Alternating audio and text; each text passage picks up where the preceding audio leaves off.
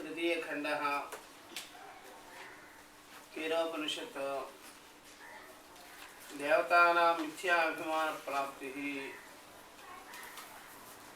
ఈ మంత్రం భాష్యం మనం చెప్పుకుంటూ ఉన్నాము. కాబట్టి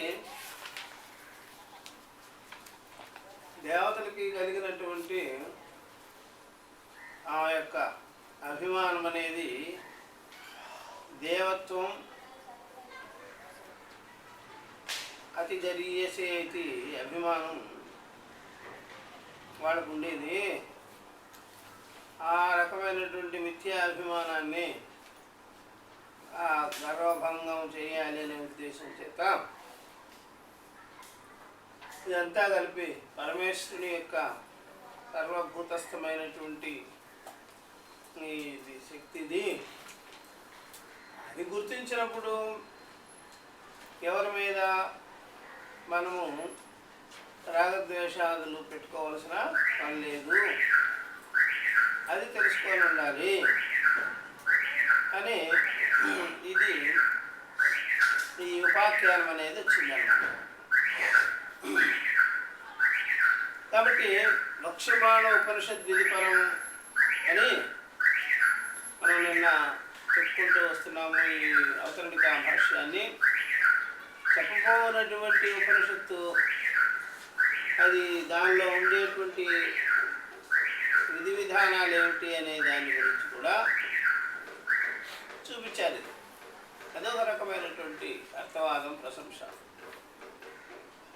ఉపాసన విషయం అనేది దీనిలో బాగా కనిపిస్తుంది. అలాగే ఉపాసించవలసి ఉన్నది అంతఃకరణ సిద్ధి కొరకు అని. అంతేకాకుండా బ్రహ్మ విద్యా వ్యతిరేకమైన ప్రాణినాం, బ్రహ్మ విద్యా జ్ఞానం కంటే కూడా, బ్రహ్మ విద్య కంటే కూడా ఈ ప్రాణులకు ఉండేటువంటి కర్తృత్వ భోక్తృత్వ అది అభిమానం ఉంది కదా, అదంతా కూడా మిథ్యా స్వభావమై ఉన్నది. కాబట్టి ఆ మిథ్యాత్వాన్ని ఇక్కడ చూపించాలి అనే విధంగా ఈ ఆఖ్యాయిక బయలుదేరింది. యథా దేవానాం జయాది అభిమాన తద్వతి. ఉదాహరణకి దేవతలకు కలిగినటువంటి జయము ఎందు కలిగినటువంటి అభిమానం, ఇదేదో కండబలము, ఎత్తి గుండె బలము అనుకుంటారు, కానీ ఇంతా కూడా పరమేశ్వర బలము అని తెలియవలసి ఉంది. అందుకనే భక్తులకి ఎప్పుడైనా సరే మనము సూచన చేసేది ఈ యొక్క కర్మయోగం అనే పేరుతో అంతా భగవత్ సంకల్పం, భగవంతుని యొక్క అనుగ్రహము, ఈశ్వరానుగ్రహము, ఈశ్వర సంకల్పము అని చెప్తున్నది ఒక ఈశ్వరత్వము, సర్వసమానంగా సర్వభూతస్థమై మొత్తము వ్యాపించుకోనున్నది అనే ఉద్దేశంతో దేహాభిమానానికి అవకాశం లేకుండా ఈ ప్రకారంగా ఈశ్వరత్వాన్ని మనం, ఈశ్వర శక్తిని, భగవత్ శక్తిని అది అంగీకరించాలి అనే ఉద్దేశంతో చెప్పబడిందే కానీ ద్వైత భావాన్ని, భేదభావాన్ని కలిగించుకునేదానికి మాత్రంగానే వల్ల ఒకనొక ఈశ్వరుడు సర్వభూతస్థుడు అని తెలుసుకోవాలి. అంతేగాని భగవంతుడు ఉన్నాడు అని కాలదేశాలను ఏర్పరిచి ఒక మతాభిమానాన్ని క్రియేట్ చేయడం అనేది సరైన మాటగానే. అక్కడ మళ్ళా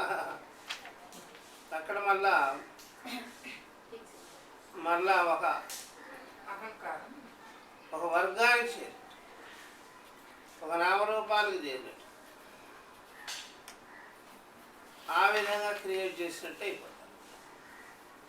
ఒకవేళ భగవంతుని ఒప్పుకున్నామంటే సర్వభూతస్థముగా, బాహ్యాభ్యంతరములుగా, వ్యాపకంగానే తీసుకోవాలి. మళ్ళా అది వేరేగా అనేక రకాలు ఉన్నారు అన్నట్టుగా దీనిలో మీది మాది వేరు అన్నట్టుగా కాదు.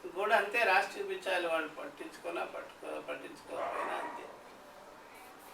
అలాగా శృతి ఇలా చేసి పెట్టింది అనమాట వాళ్ళ కోసం. అహంకారాలు వస్తాయి, అభిమానాలు వస్తాయి, కోపతాపాలు వస్తాయి, అందుకని ఇలాగా రాసి చూపిస్తుంది. ఇది అంతటా జగత్తులో జరిగే విషయాలే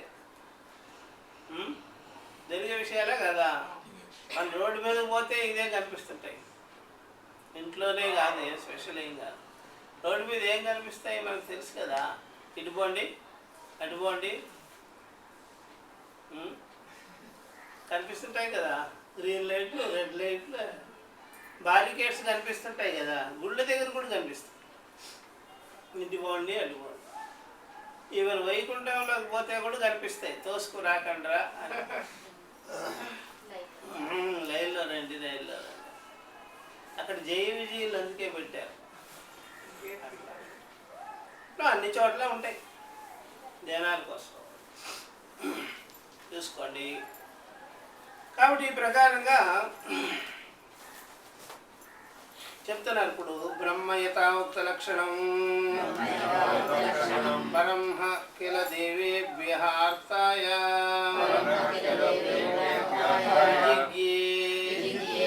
జయం లబ్ధవత్ దేవానామసురాణాం చ సంగ్రామే అసురాన్ జిత్వా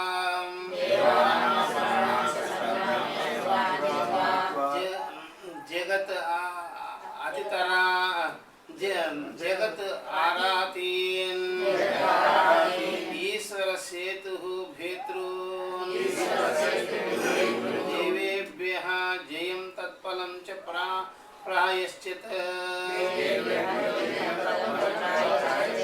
జగత్స్థేమే జగతః స్థేమ్నే. కాబట్టి ఇక్కడ పై చెప్పబడినటువంటి బ్రహ్మ లక్షణం శ్రోత్రస్య శ్రోత్రః మనసో మనః విదిత విదితాభ్యాం అన్యః అనేటువంటి బ్రహ్మం ఉంది కదా. ఆ బ్రహ్మము శ్రోత్రాదులకే శ్రోత్రమైంది, మనసుకే మనసు అయినటువంటిది. అది లక్షణం అనమాట. అన్యదేవ తది విదితాత ప్రతిబోధ విదితం మతం, అట్లా తెలుసుకోవాలి. అసలు బ్రహ్మ లక్షణం అంటే ఇదే, పరమాత్మ లక్షణం అంటే ఇదే. విదిత అవిదితాభ్యాం అన్యః శ్రోత్రస్య శ్రోత్రం. సరా బుద్ధికే సాక్షి తెలుసుకుంటేనే బ్రహ్మలక్షణం. బ్రహ్మలక్షణం అంటే ఇది, పరమాత్మ దర్శనం అంటే ఇది, పరమాత్మ జ్ఞానం అంటే ఇది. బుద్ధేహే సాక్షి అని తెలుసుకోవడం. కాబట్టి ఏతోక్త లక్షణం పరంహ కిల దేవేభ్యః అర్థాయ విజిజ్ఞే. కాబట్టి ఈ ప్రకారంగా దేవతలకి వాళ్ళ యొక్క విజయానికి కారణభూతమైనది బుద్ధిని వ్యాపించుకుండే బ్రహ్మమే. విదిత విదితములకు అన్యమైనటువంటి బ్రహ్మమే దేవతల విజయానికి కారణము, ఆ యొక్క రాక్షసుల పరాజయానికి కూడా కారణము అది. ఎందుకయ్యా అంటే ఎప్పుడైనా సరే ఆ యొక్క సాక్షి అనుగ్రహం ఉంటే ఆ బుద్ధి బాగా పనిచేస్తుంది. సాక్షి అనుగ్రహం లేకపోతే ఇంద్రియాలు బాగా పనిచేస్తాయి, అర్థమైన విషయాలు బాగా పనిచేస్తాయి. సాక్షి అనుగ్రహము ఉంటే బుద్ధి బాగా పనిచేస్తుంది, వివేకంగా ఉంటుంది. సాక్షి అనుగ్రహం లేకపోతే విషయాలు ఇంద్రియాలు బాగా పనిచేస్తాయి, ఇద్దరు స్నేహం అయిపోతారు. ఎవరో విషయేంద్రియాల సస్నేహత వస్తుంది. ఎవరి యొక్క అనుగ్రహం లేకపోతే వాళ్ళిద్దరు స్నేహాలు అయిపోయినాయి అనుకోండి, ఇంకంతే.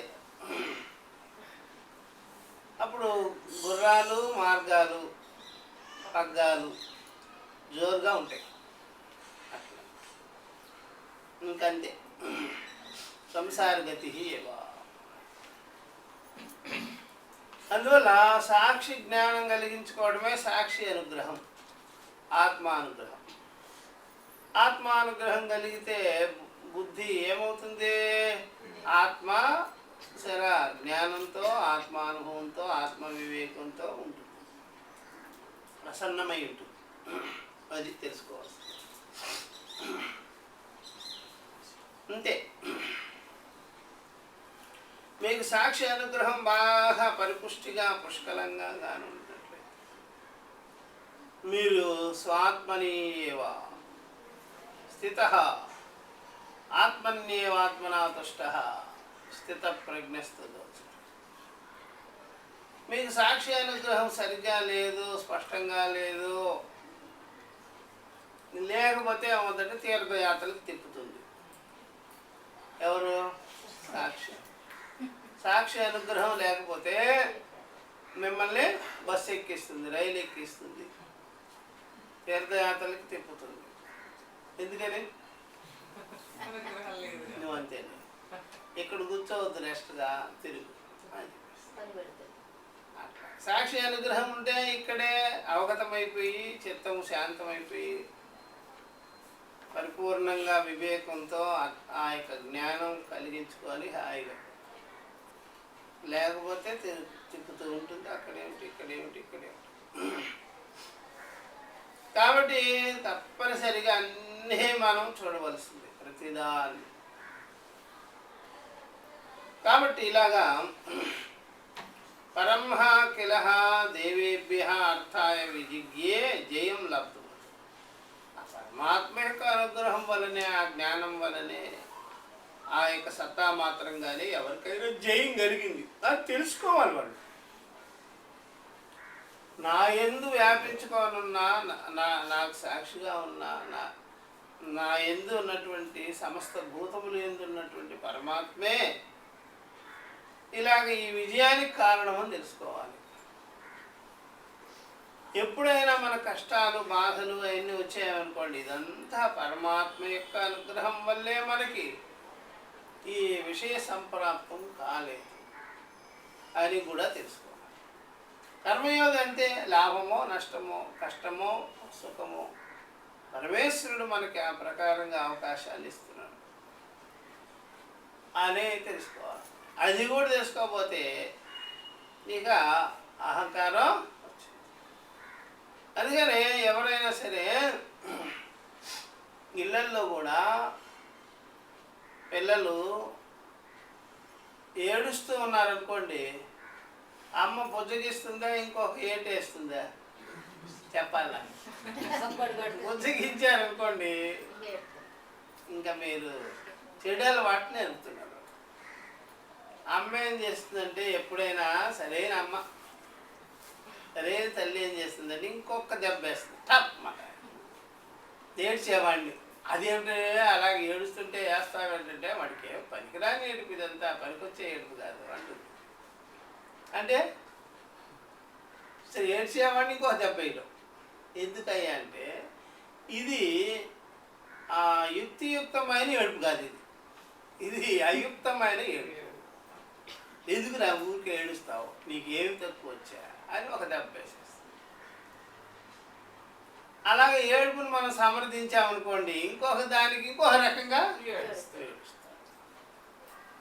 అట్లాగే భగవంతుడు కూడా కష్టపడే వాళ్ళని ఇంకా 2 దెబ్బలు వేస్తాడు, దుఃఖపడే వాళ్ళని బాధపడే వాళ్ళని ఇంకొక దెబ్బ వేస్తాడు. ఏమి నీకు తక్కువ వచ్చి, ఇది కూడా అహంకారం చేస్తలే, మదం చేస్తలే అంటాడు ఆయన. నాకేం మదం అండి, ఏడుస్తుంటే మదమెక్కి ఏడుస్తున్నావు, మదమెక్కి ఏడుస్తున్నావు నువ్వు.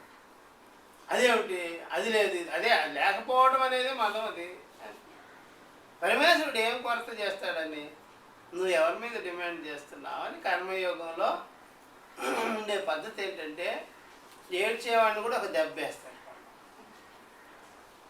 నవ్వేవాడిని ఊరుకోడు, ఆడికి ఇంకొక దెబ్బ పడుతుంది. ఎందుకురా మితి మీరు నవ్వుతున్నావు, నవ్వవలసింది ఏముంది అనిత్య విషయాల పట్ల అని ఒక దెబ్బ.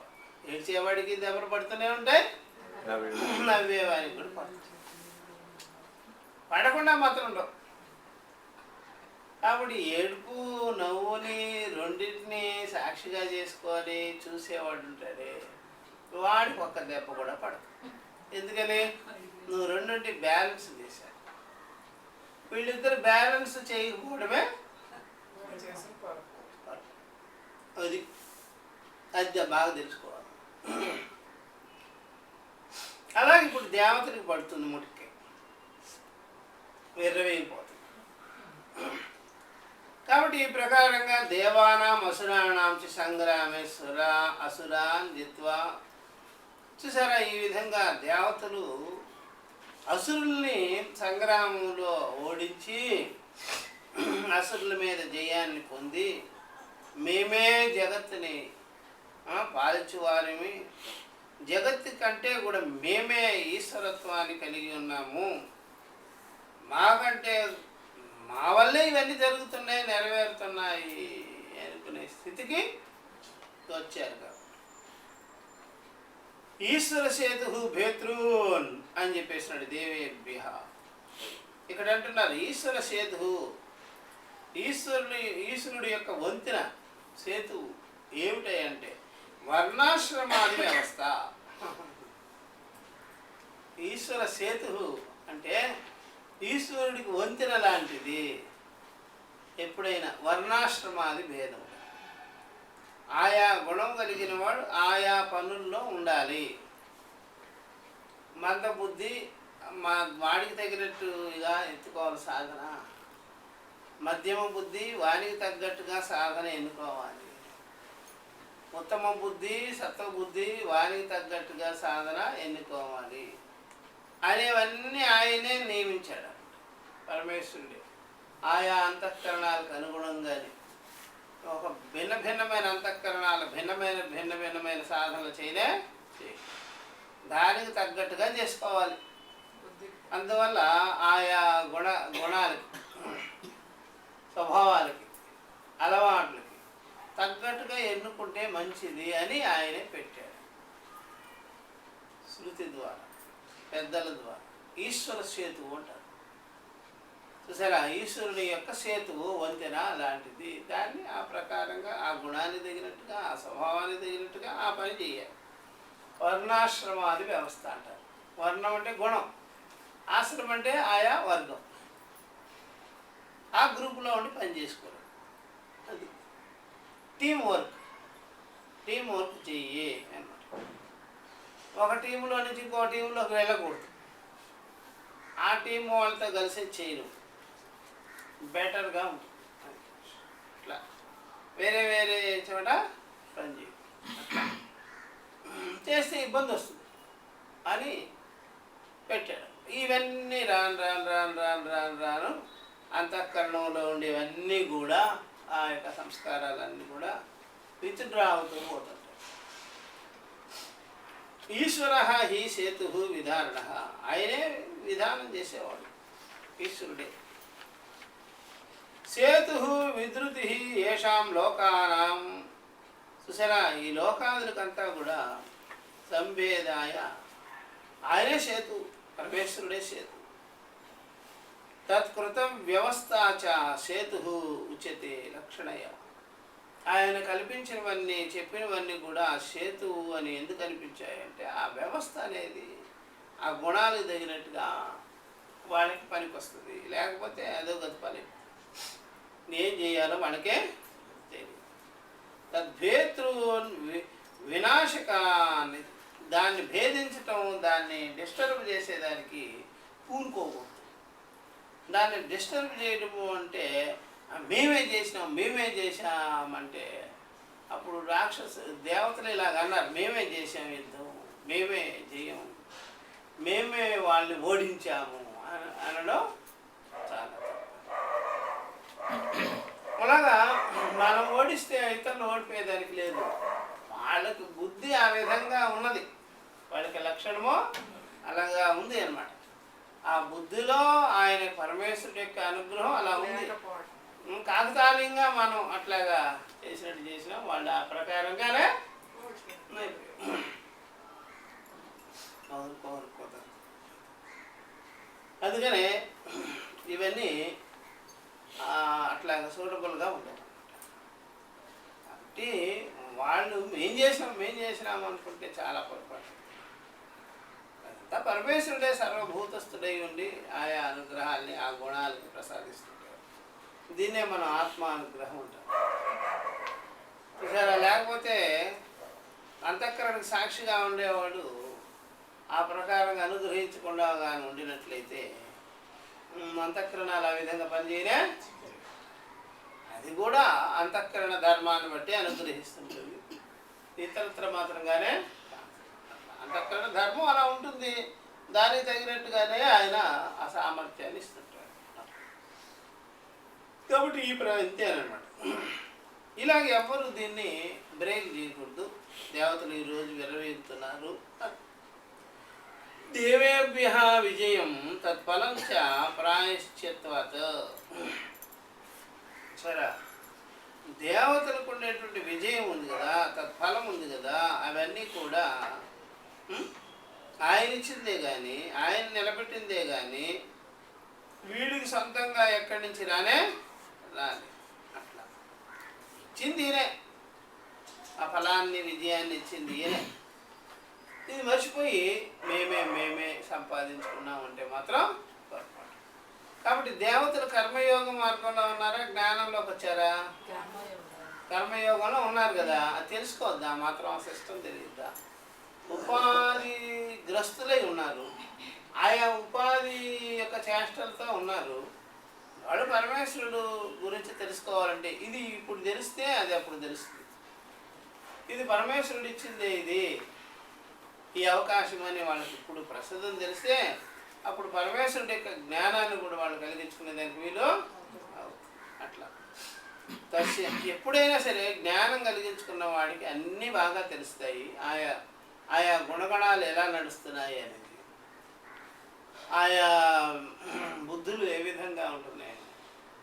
ఒకవేళ కర్మయోగాన్ని ఈ ప్రకారంగా తెలుసుకున్నట్లయితే వాడికి జ్ఞానం కూడా తెలిసేదానికి అవకాశం. ముందు ఇదంతా పరమేశ్వరుడు అనుగ్రహం అని తెలిసింది అనుకోండి, పరమేశ్వరుడు ఎవడో తెలుస్తుంది. ఇదంతా పరమేశ్వరుడే సర్వభూతాల్లో ఉన్నాడు అని తెలుస్తాడు అనుకోండి, ఆయన అనుగ్రహం వల్లే ఇంద్రియాలు అలా పనిచేస్తున్నాయని తెలుస్తుంది. కానీ వ్యక్తిగతంగా మాత్రం జనాలు మాత్రం నేనే చేశా నా వల్లే అయింది అని అంటుంటారు కదా, చాలా పొరపాటు. కర్మయోగి కానీ సంసారి కానీ అలా అనరాదు, కానీ మాట జారి అంటుంటారు. జ్ఞాని మాత్రం అలా కుదరదు, మీ వల్ల కాని పని. శక్తిమంతులు కాదు, పరిపూర్ణమైన శక్తిమంతులు ఎవరు కానే కాదు.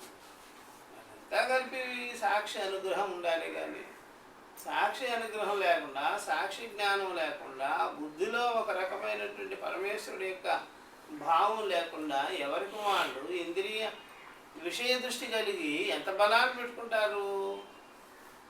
ఇంద్రియ విషయాల దృష్టి కలిగి పరిపూర్ణమైన బలం రానే.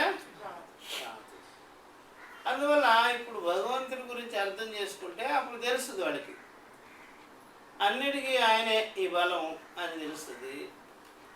ఒకవేళ అది సస్వరూపంగా కానీ ఆ జ్ఞానం ఉంటే సర్వభూతములు ఇదే అని, అప్పుడు కూడా దేహేంద్రియాల బలం అని చెప్పవలసిన పని అనే.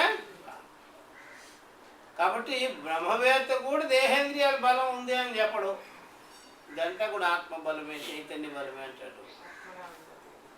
ఇక మీరు భక్తుడైన వాడు, కర్మయోగ అయిన వాడు కూడా అట్లా చెప్పడు, ఇదంతా విషయేంద్రియాలు కాలదేశాల బలం అని చెప్పడు పరమేశ్వరుడు. మరి దేవతలకి ఏమొచ్చాయి ఇలాగా విరవెగుతున్నారు?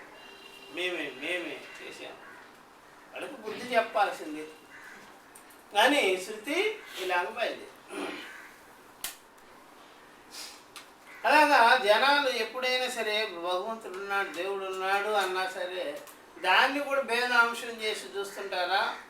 మానవులు మేము గెలిచామనే దానికి కూడా భేదాంశమే ఉంది ఇక్కడ. అలాగా ఎవరైనా సరే దేవుడున్నాడు అన్నా కూడా అది కూడా భేదంగానే ఉంది, అది కూడా నామరూపాల పరంగాను.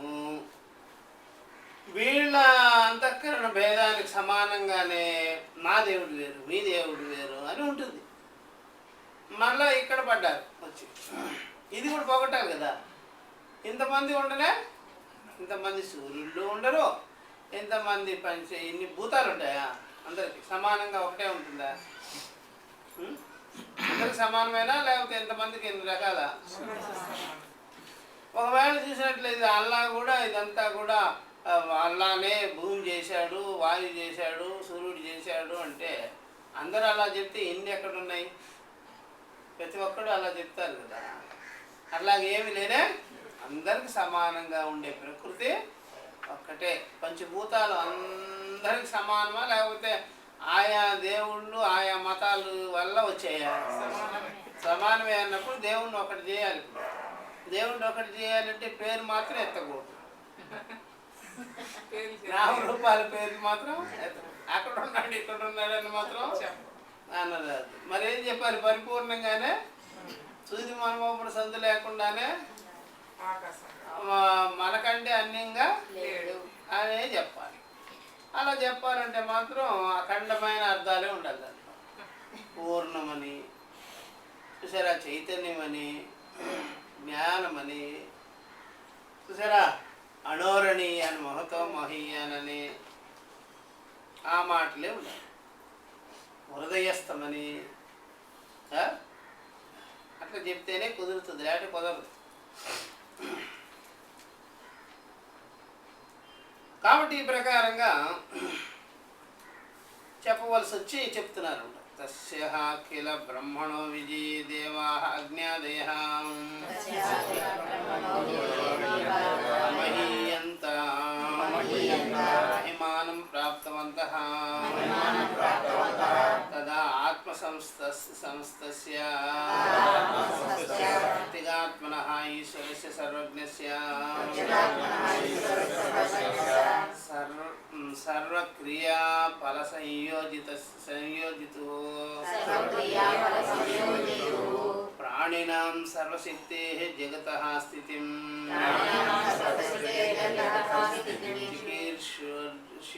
చికీర్షుః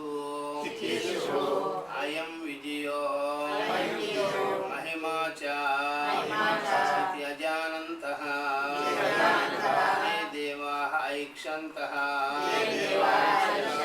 ఈక్షితవంతః అజ్ఞాది స్వరూపా చిన్నాత్మకృతః అస్మాకమేవాయం విజయః అస్మాకమేవాయం మహిమా అగ్ని వాయు ఇంద్రత్వాది లక్షణః జయఫలభూతః అస్మాభిః అనుభూయతే నా అస్మత్ ప్రత్యేగాత్మభూత ఈశ్వరకృతః ఇతి. కాబట్టి ఇది అండర్లైన్ చేసుకోవాల్సింది. నా అస్మత్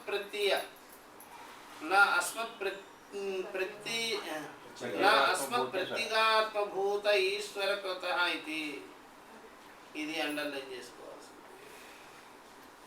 కాబట్టి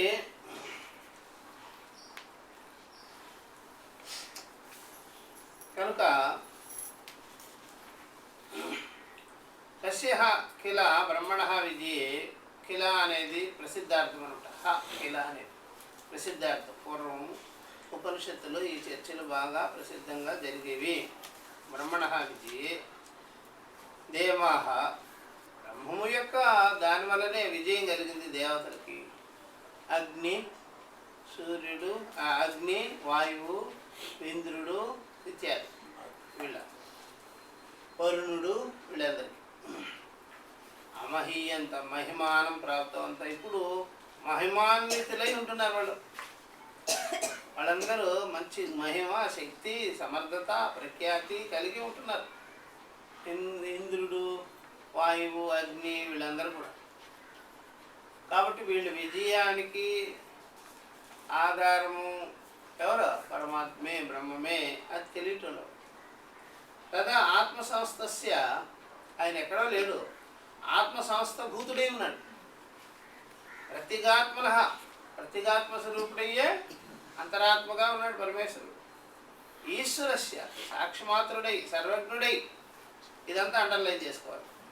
ఆత్మసంస్థస్య ప్రత్యేగాత్మనః ఈశ్వరస్య సర్వజ్ఞస్య, ఆ సర్వజ్ఞ స్వరూపుడయ్యే ఆయన సర్వక్రియాఫల సంయోజితు, అన్ని క్రియా ఫలాదులకంతా కూడా ఆయన సంబంధం పెట్టుకొని ఉన్నాడు సాక్షిమాత్రుడుగా. ఆయన టచ్లో లేకుండా ఏ పని జరగడం లేదు, ఏది రావడం లే. అన్నీ కూడా ఆయన యొక్క సాక్షి యొక్క అధ్యక్షతలోనే ఆయన ఇవన్నీ జరుగుతున్నాయి. కాబట్టి ఈ యొక్క కర్మఫలాధ్యక్షుడై ఉన్నాడు ఆయన. ఆ ప్రకారంగా ఇవన్నీ జరుగుతున్నాయి. కనుక ఆ సర్వజ్ఞుడైనటువంటి వాడు ఈ సర్వక్రియా బల సంయోజయతు ఇలా ఉన్నాడు ఆయన. దీనికి ఒకటి ఇప్పుడే ఉంది, నహి ధర్మమాత్రం ఫలదాతృ ధర్మయోరపి కారయితృత్వాది ఈశ్వరస్య తస్యేవ ఫలదాతృత్వం యుక్తమితి భావ. సూత్రభాష్యం. కాబట్టి ఒక ధర్మం చేయండిరా, ధర్మం రక్షతి అని వాగుతుంటారు. ఒక ధర్మం కానీ మిమ్మల్ని రక్షించేది, ధర్మాధర్మాలకి కారణభూతమైనటువంటి పరమేశ్వరుడే అని ఒక దెబ్బ. అందువల్ల ధర్మం మిమ్మల్ని కాపాడుతుంది అంటారు కదా. చూసారు సూత్ర భాషలో శంకర 3, 2, 38, 41 భాష్య భాగాల్లో ఉంటాయి. పైకి రెండో పాదం ఉంది.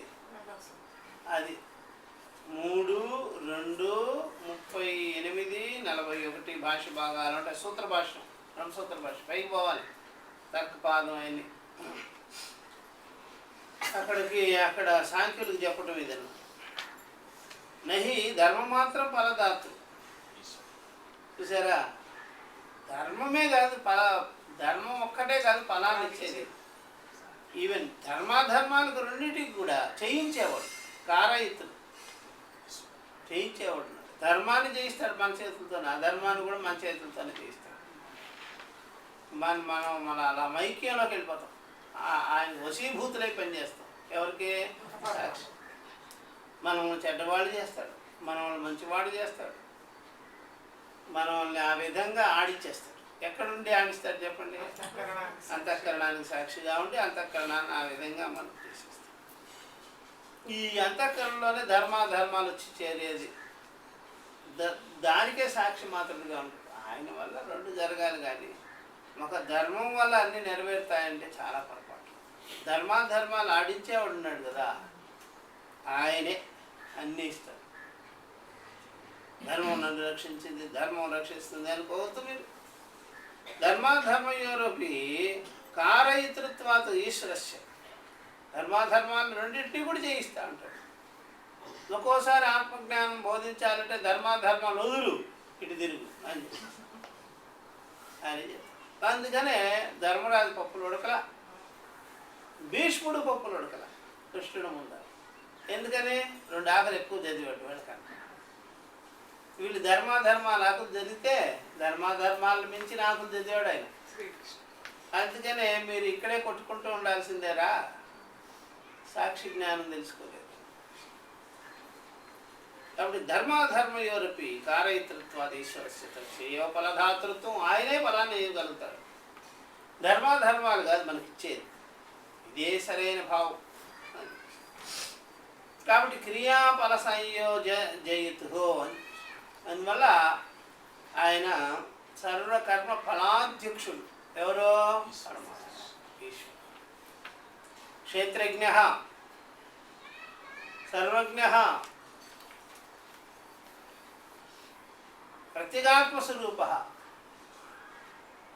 అస్మిన్ శరీరే సర్వభూతస్థః.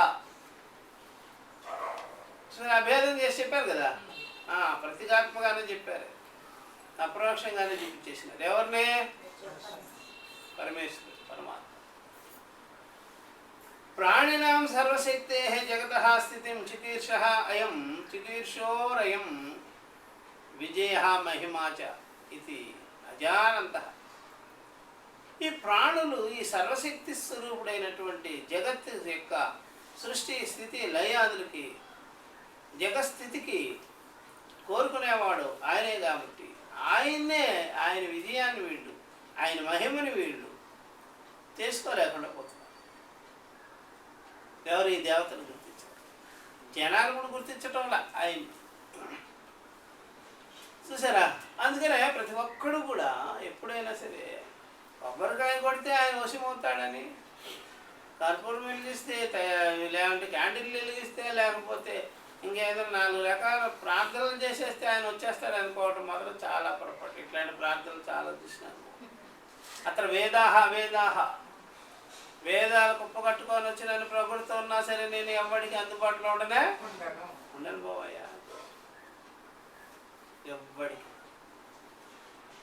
కాబట్టి మనం ఏం చేస్తాం, కర్మలు ఎక్కువ చేసి ఆయనకి ఆఫర్ చేస్తుంటాం.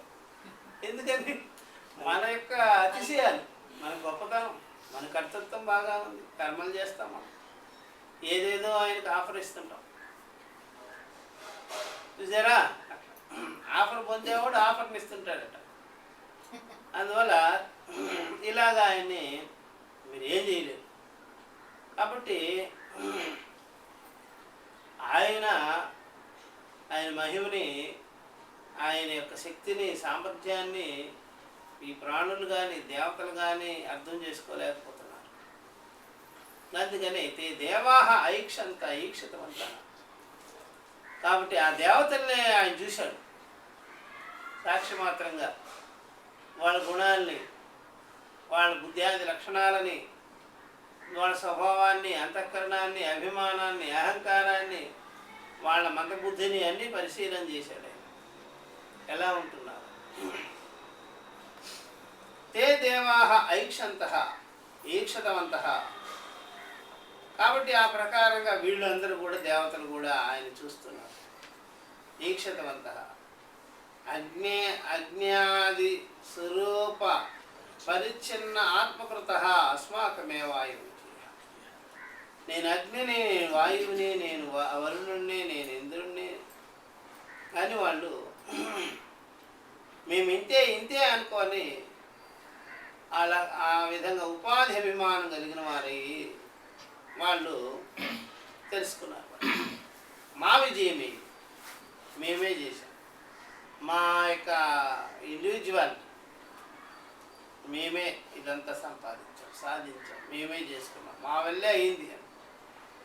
వేదాంతంలో ఉండే గొప్పతనం ఏంటంటే ఏది సంపాదించినా అదేం నిత్య వస్తువేం కాదని తిట్టు కొట్టేస్తాం.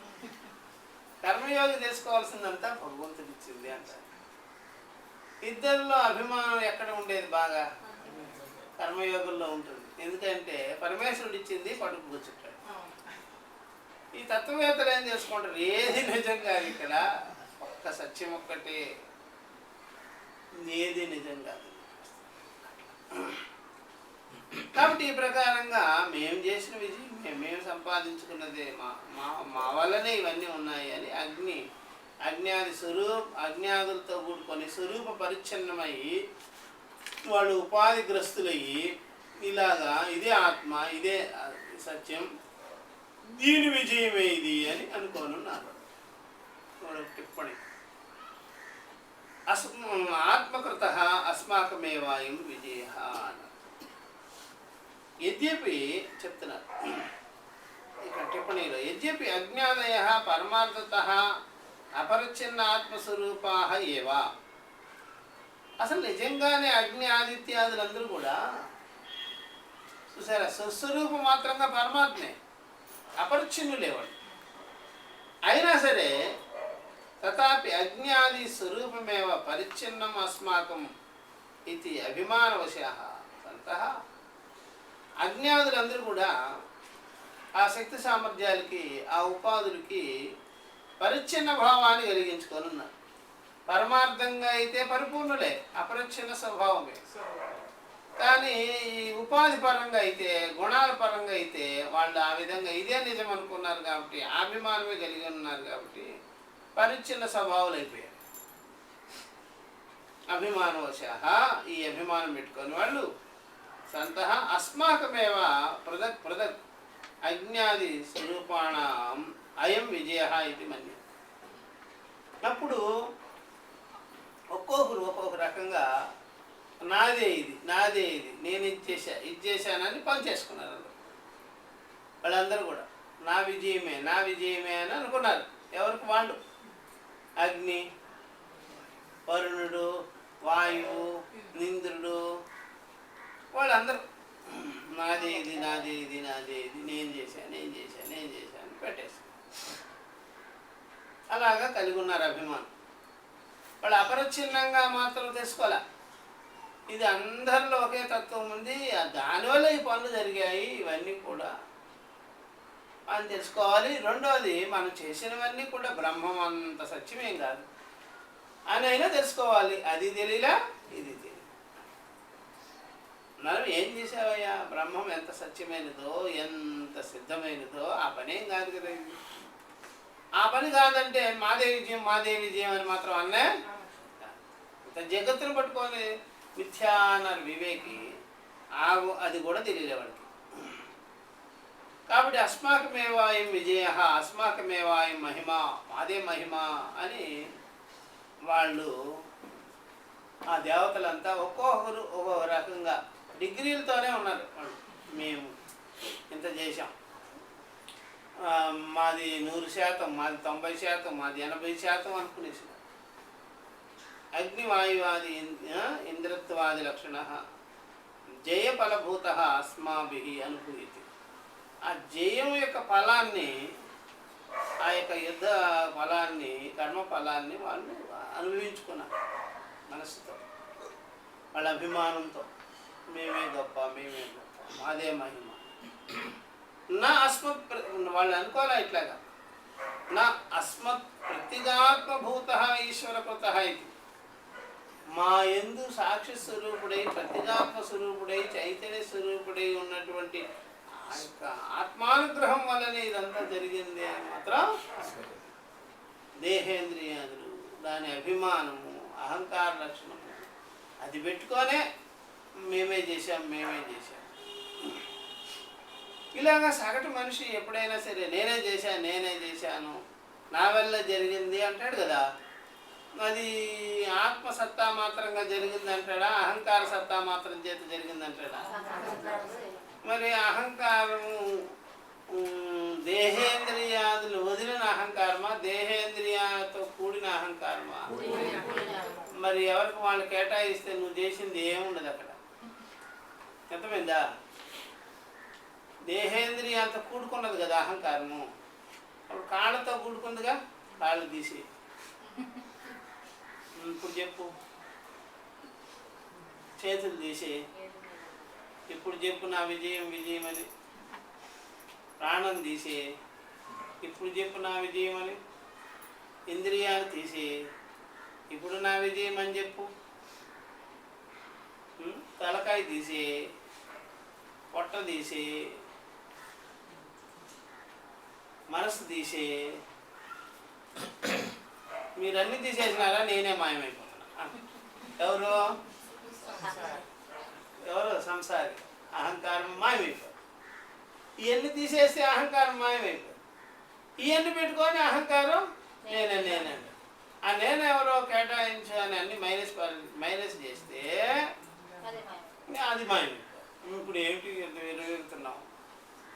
ఇప్పటికైనా అన్నావా, నా కాళ్ళు బాగుంది కాబట్టి చేయగలిగా, నా చేతులు బాగుంది కాబట్టి నేను చేయగలిగా, నా శరీరం బాగుంది కాబట్టి నేను చేయగలిగా, నా ఇంద్రియాలు బాగుంది కాబట్టి చేయగలిగా, ప్రాణం బాగుంది కాబట్టి చేయగలిగా, మనసు బాగుంది కాబట్టి చేయగలిగా అని చెప్పటంలా నువ్వు. వాళ్ళందరిని వాడుకున్నావు. వాళ్ళ వల్లనే నీకు ఇంత పని జరిగింది. అయినా సరే నేను అర్థమైందా? నేను కాబట్టి ఈ ఉపాధి సహకరిస్తే అయింది అని మాత్రం అంటోలా. ఉపాధి సహకరిస్తే అయింది అని మాత్రం అంటాం. అలాగ ఉపాధి సహకరిస్తేనే ఏ పనైనా జరుగుతుంది అని నీకుంటే, నువ్వు ట్యాబ్లెట్ వేసినా సరే ఉపాధి తీసుకోగలుగుతుంది. నువ్వు ఇట్లా అనటం లేదు కాబట్టి ఉపాధి కోపంగా ఉంటుంది నీ మీద. అప్పుడు నువ్వు వేసిన ట్యాబ్లెట్ కూడా తీసుకోపా. నువ్వు ఏదో ఒక ట్యాబ్లెట్ వేసినంత పని చేయిస్తున్నావు, నేను తీసుకోవాలి పో అని చెప్పేసి. అప్పుడు ఏం చేస్తావు? ఉపాధి కూడా కోపం ఉంటుంది. ఉపాధి కూడా కోపం. అది మనకు తెలియకుండానే అది వింటూ ఉంటుంది అనుకోండి. ఉపాధి పేరు మాత్రం ఎత్తటంలా. ఈ శరీరం అలాగా సహకరించింది కాబట్టి చేయగలిగా అని మాత్రం అంటంలా. ఆ సకాలంలో ఏదైనా పని చేయాలంటే ఒక ట్యాబ్లెట్ పడేసేస్తున్నాం. అప్పుడు ఆ ట్యాబ్లెట్ని జీర్ణించుకోదు, తీసుకోదు. అప్పుడేం చేస్తావు? అందుకని ఆ మాట అనొచ్చు కదా. ఉపాధి సహకరించకపోతే నేనేం పని చేయగలను అని మాత్రం అనం. ఏ పని చేసినా అర్థమైందా? అట్లాగా అన్ని రకాలుగా అలాగా అన్ని అవయవాలకు పనిచేస్తే అక్కడ నేను చేశాను అని చెప్పేదానికి కూడా ఆస్కారం లేదు. ఎవరికి అహంకారం లేదు. ఆత్మ చేసినది ఇదంతా ఆ సాక్షి మాత్రంగా ఉండే పరమేశ్వరుడే, ఆ సత్తానే, ఆ చైతన్యమే ఇలాగా అనుగ్రహంగా ఉంది చేసే పనులకి అంటే ఇక అందరు నోరు మూస్తారు కింద వాళ్ళందరూ. ఎవరు అని ఉపాధులన్నీ, ప్రాణం కానీ ఇంద్రియాలు కానీ గప్చిప్ నోరు మూస్తారు. అంతే కదా. మేమేం మాట్లాడమండి, మీకు అసలైందే తెలిసిపోయింది. నువ్వేం అడుపోవాయా, ఇటు పెట్టవాయా, మధ్యలో చేసిన అదే నాదే అని అంటున్నావు. అందుకనే నీకు ఎవరు సహకారం. అందుకనే దుఃఖం. అందుకని ఎప్పుడైనా అహంకారము ఇటైనా పంచాలి వచ్చిన పాలాన్ని, అటైనా ఇచ్చేసేయాలి. ఎవరికి? సాక్షికైనా. అటు చెప్పకపోయా ఇటు చెప్పకపోయా మధ్యలో నాదే గొప్ప గొప్ప. అందుకని నీకెవ్వరు ఆత్మ సహకరించదో, ఉపాధి ఇంద్రియాలు కూడా సహకరించు. నువ్వు ఎక్కడ పోతావు? అందుకనే మధ్యలో ఆ అహంకారం ఏడుస్తుంటుంది. ఎప్పుడు చూసినా నాకు ఎవరు లేదు, ఎవరు ఆదుకోవడం లేదని. నువ్వు మొదటి నుంచి నీ పెత్తనం ఏంటి అది. అందుకని ఏడుస్తుంది. దేహేంద్రియాలు సహకరించవు నీకు అహంకారానికి. ఆత్మజ్ఞానం కూడా నీకు లేదు. అట్లాగే ఏడ్చుకుంటూ ఏడ్చుకుంటూ మాయమైపోతావు ఎప్పుడు. అర్థమైందా? అట్లా. అందుకని ఎప్పుడైనా సరే ఉపాధిని ఎప్పుడైనా ఒప్పుకోవాలి. అదనే జీవితం. లేదు, ఇవన్నిటికీ కలిపి కారణభూతమైనటువంటి పరమేశ్వరుడే ఉన్నాడని తెలుసు. రమేపి అదేనా తెలుసు. అప్పటికైనా నీకు తెలుసు. ఇలాగ మాదే విజయం అనుకుంటే ఎలాగా? కాబట్టి నా అస్మత్ ప్రతిఘాతభూత ఈశ్వరకృత అని మాత్రం నువ్వు అంటావు. కాబట్టి నా యందున్నటువంటి ప్రతిఘాత్మ స్వరూపుడైనటువంటి ఈశ్వరుడు ఏ రూపంలో ఉన్నాడు? ఇప్పుడు మళ్ళా ప్రతిఘాత్మ రూపంలో. ఈశ్వర ప్రతిఘాత్మ స్వరూప అహం ప్రతి రూపంలో భాషిస్తున్నాడు, ప్రకాశిస్తున్నాడు. అహం ప్రత్యయ స్వరూపంగా ప్రకాశించేటువంటి ఆయన యొక్క సత్తా మాత్రమైన బలమైన జ్ఞాన మాత్రమైన బలమే ఇదంతా అని నువ్వు అనుకోవాలి, తెలుసుకోవాలి. అలా గురించి ఇట్లా వాళ్ళు దేవతలు. ఇప్పుడు చెప్తున్నాడు ఒక్కొక్కరు పరాభవ విశేషం. బ్రహ్మణ రూప విశేషేణ ప్రాదుర్భావ. అందుకనే బ్రహ్మము ఎప్పుడైనా సరే మనకి పనిష్మెంట్ ఇవ్వాలంటే, ఇప్పుడు ఎప్పుడైనా సరే సీఎం గారు కొట్టాలి అంటే ఆయన వచ్చి కొట్టేస్తాడా ఏంటి? ఎవరిని పంపిస్తాడు? పోలీసులు పంపిస్తాడు, బార్డర్ ఫోర్సులు పంపిస్తాడు. అలా ఊరికే సంయమనంగా ఉండలేము. ఎంతసేపు ఉంటామనుకున్నావు? మాట్లాడాక కూడా చూపిస్తాం. ఊరికే సైజు చేయాలే కానీ మీ చిత్తగొట్టి వదిలిపెడతారు వాళ్ళు అని ఉంటుందా ఉండదా? అందుకనే ఎప్పుడైనా సరే ముఖ్యమైన మనిషి వైపు చూస్తుంటారు వాళ్ళు. ఎవరు ఈ యొక్క రక్షణ శాఖ ముఖ్యమైన మనుషుల వైపు చూస్తుంటారు. ఆ మనిషి ఏమంటాడా అని. నోట్లో నుంచి ఎప్పుడు రాలుతుందా, మీ ఇష్టం వచ్చినట్టుగా చేయండి అని కాచుకో ఉంటాడు. రావడమే తడవు. అలాగా ఆ ప్రకారంగానే ఈ పరమేశ్వరుడు కూడా సర్వభూతస్థమైన వాడు, సర్వభూత వ్యాపకుడైనటువంటి భగవంతుడు కూడా ఎప్పుడైనా సరే ఆయన తడాకా చూపించాలంటే ఈ నామరూప పరంగానే వస్తుంటాడు. ఆయన కనిపిస్తుంటాడు, తడాకా చూపిస్తాడు. ఏ రూపంలో ఆయన సొంత రూపంలో రాడు. వస్తాడు. ఏ రూపంలో వస్తాడా? నామరూప పరంగా. అందుకనే అందరికీ సంసారులకి నామరూప పరంగానే ఆయన ప్రభావం చూపిస్తాడు. నామరూప పరంగానే ఆయన శక్తి సామర్థ్యాలు ఆయన తడాకా చూపిస్తుంటాడు. ఎందుకని అంటే ఎప్పుడైనా వాళ్ళెందుకు క్రియా వ్యవహారాల్లో ఇన్వాల్వ్ కాదు, సైడ్గా ఉండి వాళ్ళ యాక్షన్ అంతా నామరూపాలుగా కనిపిస్తుంది. వాళ్ళు సైడ్గానే ఉంటారు. అర్థమైందా? ఎప్పుడు బయటపడరు వాళ్ళు. వాళ్ళు ఎప్పుడైనా సరే డైరెక్ట్ పని చేయాలంటే అహమశ్మి సరే, అహం సాక్షి ప్రతిబోధ విదితం, డైరెక్ట్ దర్శనం. అది డైరెక్ట్గా పరమాత్మ ఆ రకంగా మనకి తెలుస్తాడు, మనం అవగతం చేసుకుంటాం. స్వరూప మాత్రంగానే తెలిసాడు అనుకోకుండానే నేనే అయి ఉన్నాను అన్నట్టుగా నిలబడతాడు. ఆయన యొక్క ఫలితనం మాత్రం ఎవరికైనా సరే ఆయనకు బుద్ధి చెప్పాలి, ఎవరికైనా సరే నా యొక్క తడాక చూపించాలి, ప్రభావం చూపించాలి అంటే మాత్రం నామరూపాలుగా చూపిస్తాడు. ఎవరికైనా ఆయన యొక్క ఫలితనం తెలియాలంటే ఎలాగా ఎట్లాగా అన్నామనుకోండి, కొండ మీద ఒక ప్రతిమ పెట్టి ఎక్కమంటాడు. కొండ మీద ప్రతిమ పెట్టేసి ఎక్కమంటాడు. ఆటోమేటిక్గా ఎక్కేస్తాము. దిగమంటాడు, దిగేస్తాం. 100 గుంజీళ్ళు అంటారు, తీసేస్తారు. ఆ నదిలో మురుగు అంటాడు, మునిగిస్తారు. అట్లా గుడి చుట్టూ తిరిగి అంటారు, తిరుగుతాం. కింద పడు అంటే పడతాం, సూరాలు గుచ్చుకో అంటే చూస్తాం. ఇదే నా తడ వెళ్ళిపోవాలి. అర్థమైందా? ఇలా ఊరికే ఎవరు చేయిస్తారు? ఇంత యాక్షన్ ఇష్టపడి చేయిస్తాడు ఆయన. కష్టం తెలియకుండా ఇష్టపడి చేయిస్తాడు.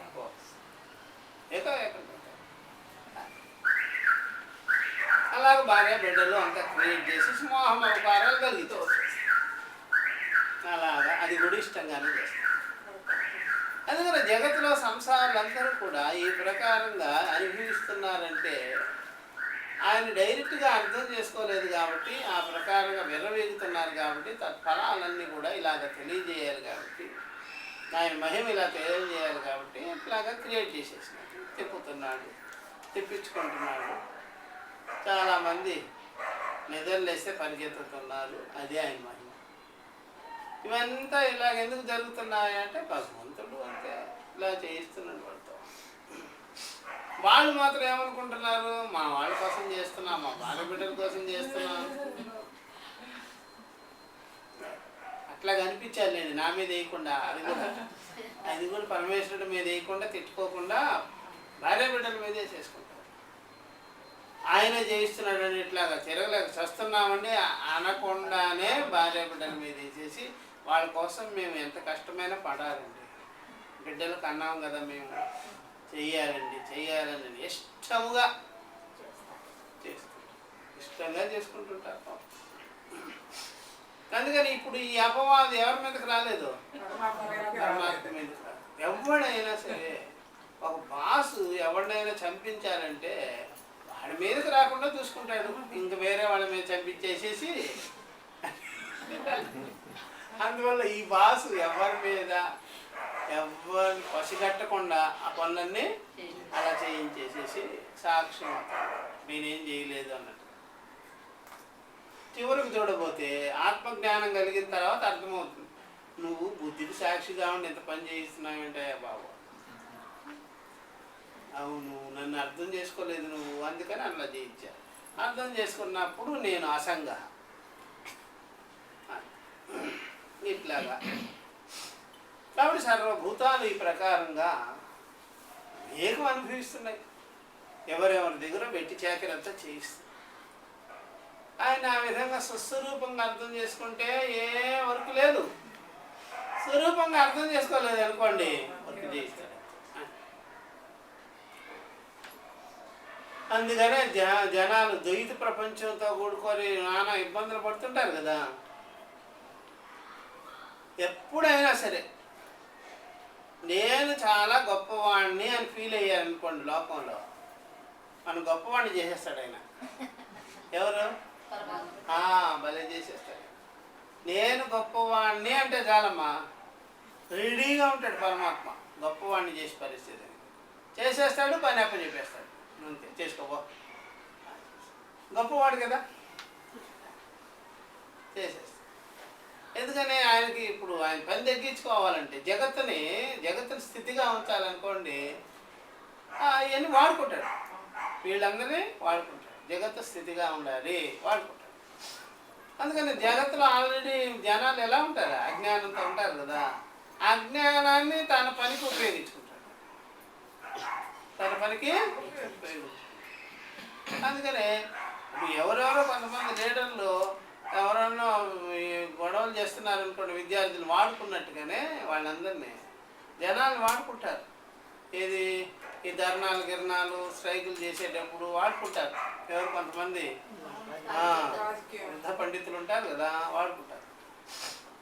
అట్లాగే పరమేశ్వరుడు ఈ అజ్ఞానం వాడుకుంటాడు. చూస్తుంటాడు ఎవడికి ఎంత అభిమానం ఉంది, ఎట్లా కానీ వాడుకొని నేను గొప్పవాడిని, నేను ఇట్లా అట్లాగా అనేటప్పటికీ ఒక పెద్ద సంస్థను వాడికి అంటగట్టేసి చేసుకోవా ఓ నాకు పని తగ్గా.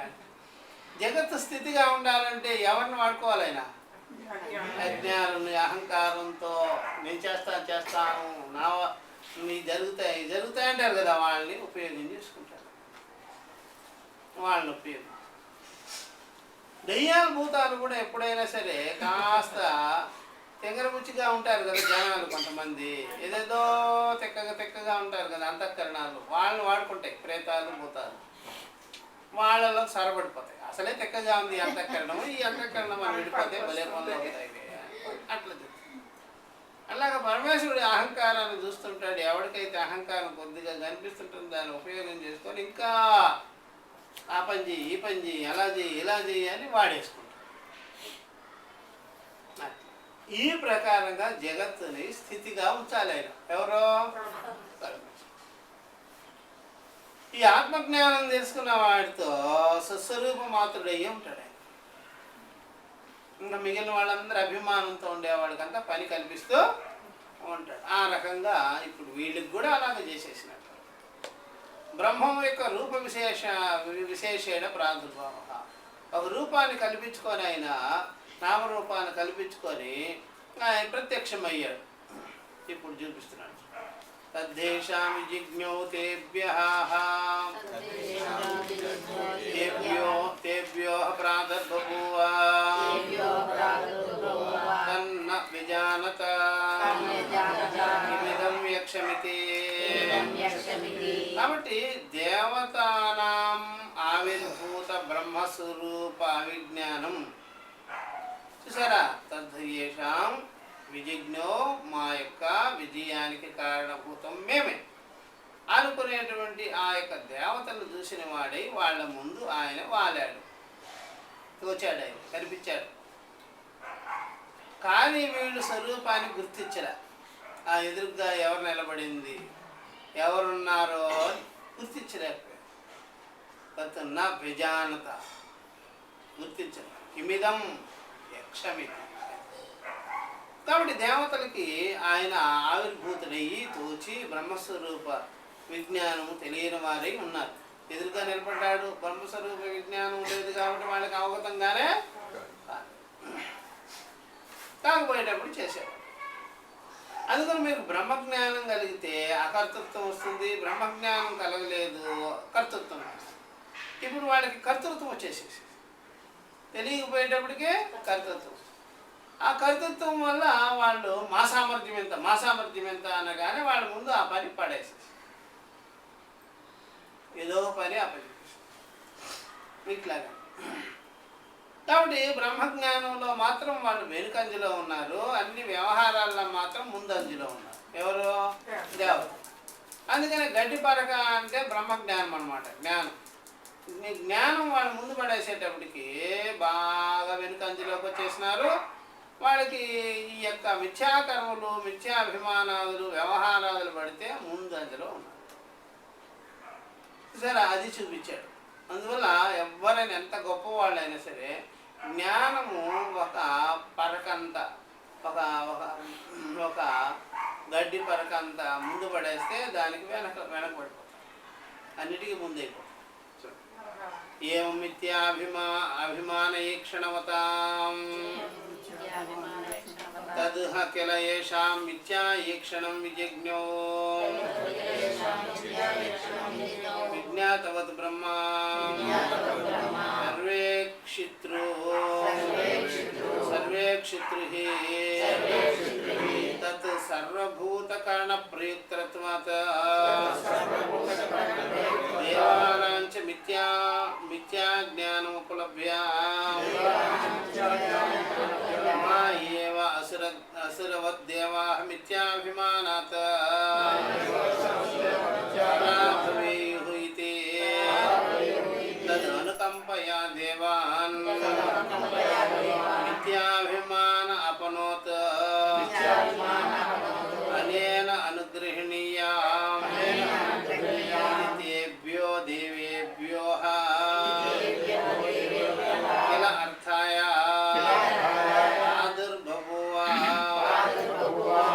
योगमाहात्म्यनिर्मितेन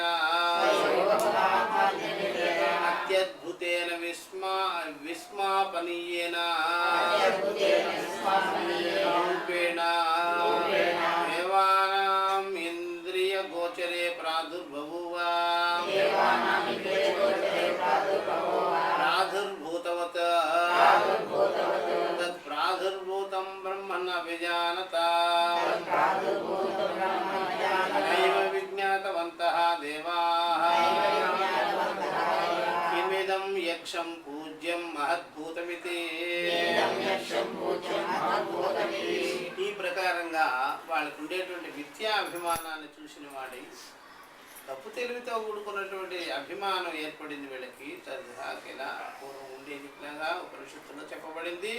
ఈ మిథ్యా ఈక్షణం విజిజ్ఞం తెలిసిన వాడి బ్రహ్మ వాళ్ళకి ఈ ప్రకారంగా ఈ బుద్ధిలో ఆత్మజ్ఞానం కంటే శృతి జ్ఞానం కంటే కూడా మిథ్యాభిమానం బాగా బాహ్య దృష్టి బాగా అలవరుచుకునేసినారు వీళ్ళు. ఇది ఎలాగైనా పోగొట్టాలి అనే అనుగ్రహం ఆయనలో ఉండేది. ఎవరిలో? సర్వేక్షిత్రు సర్వాన్ని చూసేటువంటి స్వభావం కలిగిన వాడే పరమాత్మ. సర్వజ్ఞుడై సర్వ ఈక్షిత్వము ఉండేవాడు. తత్ సర్వభూత కారణ ప్రయుక్తత్వ అన్ని భూతాలకి కరణాదులే ఆయన కరణాలకి వ్యవహారాన్ని కల్పించాడు. కరణాదుల్ని ఆయన కదిపేవాడు, చెలింపజేసేవాడు, దానికి సరైనటువంటి మార్గాన్ని చూపించేవాడు. అన్ని కరణాలకు ఆయనే మూలం. ఏ కరణాలు కూడా ఆయన యొక్క అధ్యక్షతను వదిలి, ఆయన యొక్క సాక్షిత్వాన్ని వదిలి, ఆయన సత్తామాత్రాన్ని వదిలిపెట్టి ఏది విపరీతంగా పని చేయనే. ఈ అభిమానం అనేది చూసారా, ఆయన్ని వదిలినట్టుగా ఈ కరణాలు పనిచేయాలి. అభిమానం పెట్టుకుంటే ఆయన్ని వదిలేసి కరణాలు పనిచేయాల్సి వస్తుంది. అప్పుడు సరిగ్గా చేయలేవు. సో సన్నిధానం మాత్రేన, ఆయన యొక్క సన్నిధానం మాత్రంగా అన్ని కరణాలన్నీ కూడా వ్యవహరింపబడతాయి, ప్రేరేపానికి గురవుతాయి కదా. ఇప్పుడు ఇది తెలియజేయాలి వాళ్ళకి. ఈ కరణాలకు సొంతమైన సత్తా ఏమీ లేదు, ఆత్మ కంటే అన్యంగా ఏమి లేదు సత్తా. దానివల్లనే ఈ కరణాలు ఉన్నాయి, బుద్ధ్యాదులు ఉన్నాయి, ఈవెన్ అహంకారం కూడా దాని ఎందునే ప్రకాశించాలి, తెలియజేయాలి. దేవానాంచి మిథ్యా జ్ఞానం ఉపలభ్య, తెలుసుకున్నవాడి, గ్రహించుకున్నవాడి అసురుల్లాగా వీళ్ళు అయిపోకూడదు. వీళ్ళు మనకి అవసరమైన వాళ్ళు. అసురులకు చాలా టైం తీసుకుంటుంది. ఎప్పుడైనా అసురులతో ఇప్పుడు అయ్యేది కాదు. అది వాళ్ళు క్రమేపీ బయటపడాలి. ఇప్పుడే రాదు. వాళ్ళు పూర్తి జటిలమైపోయి, పూర్తి మందమైపోయి, పూర్తి వాళ్ళకి ఆ యొక్క తమస్ బాగా ఉంది. అనుకూలంగా వీళ్ళు ఉన్నారు. వీళ్ళ ద్వారా వాళ్ళకి చెప్పించవచ్చు. ఇంకా వీళ్ళ ద్వారా వాళ్ళకి చెప్పించు. అందుకని ఎప్పుడైనా సరే ఈ లోకంలో విద్వాంసుల్నే పట్టుకుంటారు. అదే అనుగ్రహిస్తుంది. ఎప్పుడైనా ఆత్మే అనుగ్రహించి విద్వాంసులు పట్టుకొని శృతి కూడా వాళ్ళకి అనుకూలంగా ఉండి ఆ ప్రకారం విద్వాంసులు కానీ లేపినట్లయితే, విద్వాంసులను రెడీగా పెట్టుకున్నట్లయితే వాళ్ళ వల్లనే ఈ జగత్తుకి మంచి జరుగుతుంది అని విద్వాంసులు ముందు రెడీ చేసుకోవాలి. ఎందుకంటే దగ్గరగా ఉండే వాళ్ళని రెడీ చేసినట్లయితే దూరంగా ఉండేవాళ్ళని వాళ్ళు రెడీ చేస్తారు.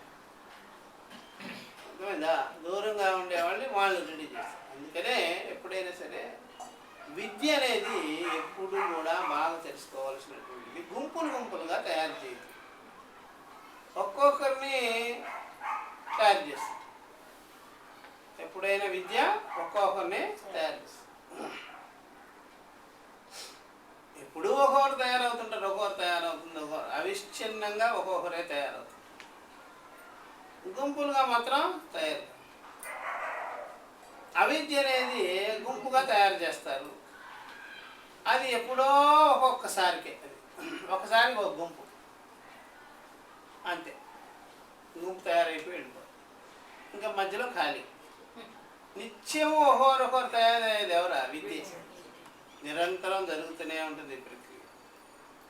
కాబట్టి ఒక్కొక్కరు తయారు చేసేవారే చూడండి వందల మందిని మార్పు వచ్చేస్తుంది.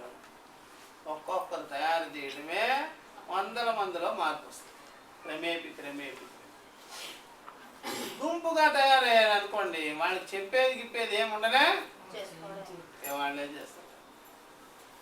గుంపుగా తయారు, అదేం పైకి వచ్చేది మాత్రం కాదు, వినాశం. ఇది మాత్రం కంటిన్యూగా ఈ ప్రాసెస్ జరుగుతూనే ఉంటుంది. ఒక్కొక్కరే, ఎక్కువ ఉండరు. బహునాం సహస్రేష జరుగుతూ ఉంటుంది.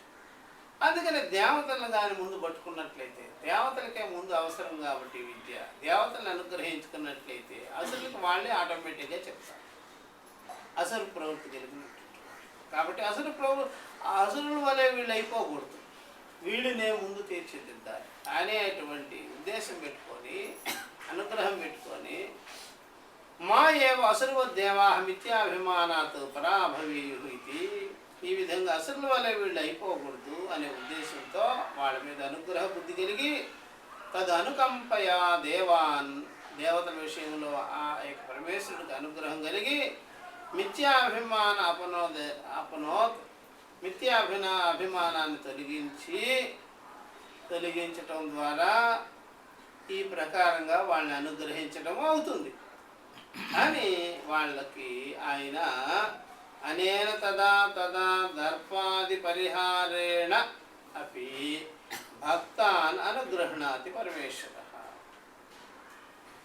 చూసారా, వాళ్ళకి ఉండేటువంటిది దర్పాదులు ఉన్నాయి కదా, దర్పం, దంభం, గర్వం, అహంకారం, ఉపాధి ధర్మం, అవన్నీ నిదానంగా తొలగించటం బట్టి వాళ్ళని, ఆ భక్తుల్ని మనం అనుగ్రహించినట్టు అవుతుంది అని ఆ పరమేశ్వరుడు వీళ్ళ మీద దృష్టి సారించి దేవతలు సద్బుద్ధి మీద. దేవతలు అనగానే సద్బుద్ధి, పనికొచ్చే బుద్ధి.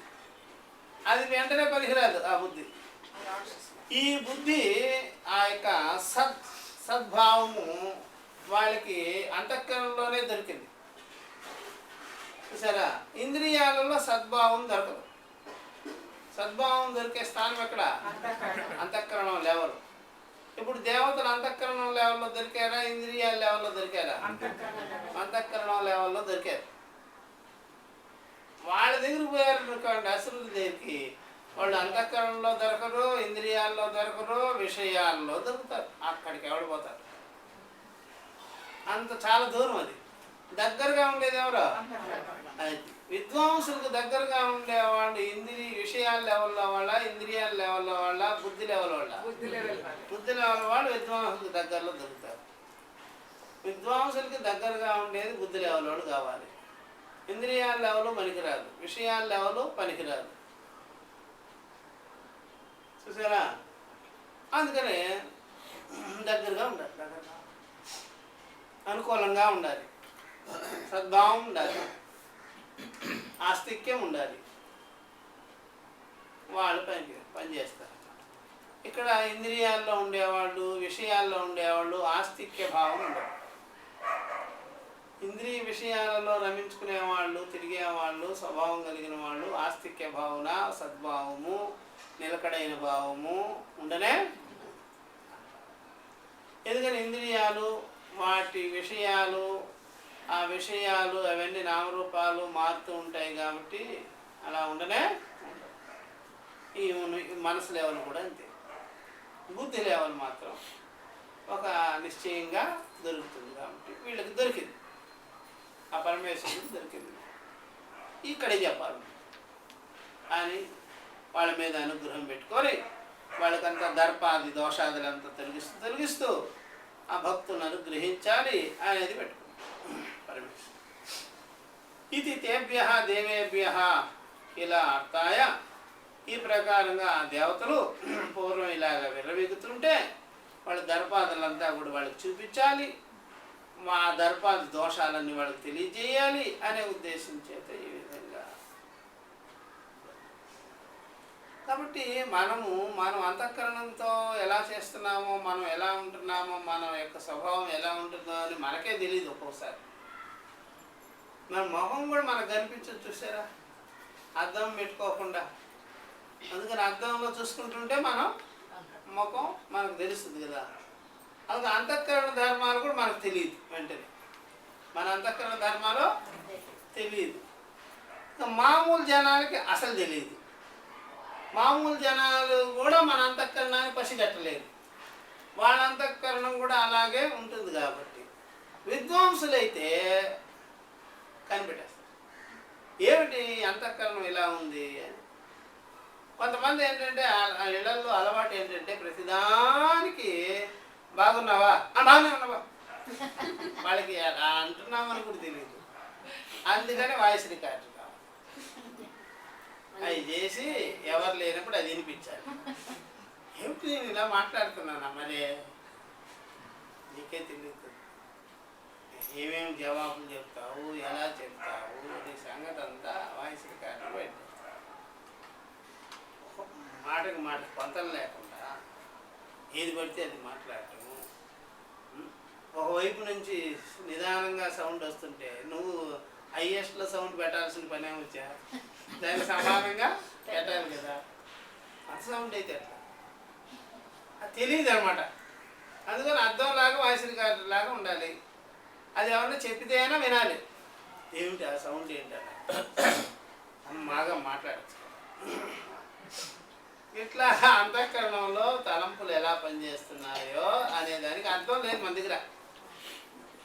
అప్పుడు ఇప్పుడు ఈ బ్రహ్మమే వాడికి అర్థంలాగా, ఏమిటి ఇంద్రుడు అలా విర్రవెగుతున్నావు, అగ్ని నువ్వేంటిలా ఉన్నావు అని వానికి ఇంకోసారి పోసుకొచ్చినట్టుగా చెప్తే అర్థమవుతుంది. అందువల్ల విషయాలకి అర్థాలు ఉన్నాయి, ఇంద్రియాలకి మనసుకి బుద్ధికి అర్థాలు విద్య. దర్పణం ఏంటి, ఇంద్రియాలకు కానీ మనసుకు కానీ బుద్ధికి కానీ దర్పణము విద్యే. ఆ పెద్దలు చెప్పే ఉపదేశమే. ఏమిటి ఎలా మాట్లాడతావు, ఏమిటి ఎలాగా చెప్తే దర్పణం ఉంది, అప్పుడు వినిపించుకోవాలి. ఈ దర్పణాలు దొరకవు, ఈ అధ్యాత్మ శాస్త్రంలోనే ఈ దర్పణం దొరుకుతుంది.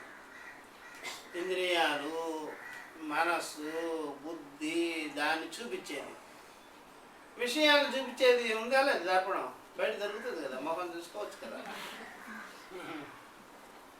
కానీ ఇంద్రియాలు మనస్సు బుద్ధి మాత్రం దానికి దర్పణం ఇదే చూపిస్తాం. కాబట్టి ఈ ప్రకారంగా మనం ఆ విధంగా గడిపేస్తాం, కాలం గడిపేస్తాం. అట్లాగా మనం ఏం మాట్లాడుతున్నాం, ఏం ఆలోచన చేస్తున్నాం అనేది మనకు అర్థం కానే కాదు. కాబట్టి ఈ ప్రకారంగా ఇది తేభ్య దేవేభ్య కిల అర్థాయ ప్రాదుర్బభూవ. ఈ ప్రకారంగా వాళ్ళ ముందు నిలబడి స్వయోగ మాహాత్మ్య నిర్మితేన, తన యొక్క యోగ మాహాత్మ్యం అంటే సరే తన సంకల్పం తన మాయ, ఆ రకంగా ఆయన నిలబడి, ఎవరు పరమాత్మ నిర్మితేన ఇక్కడ చెప్తున్నారు.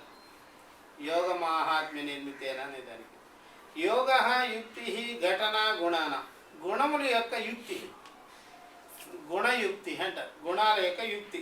ఆ ఘటన ఆ వ్యక్తి జరిగిందనమాట.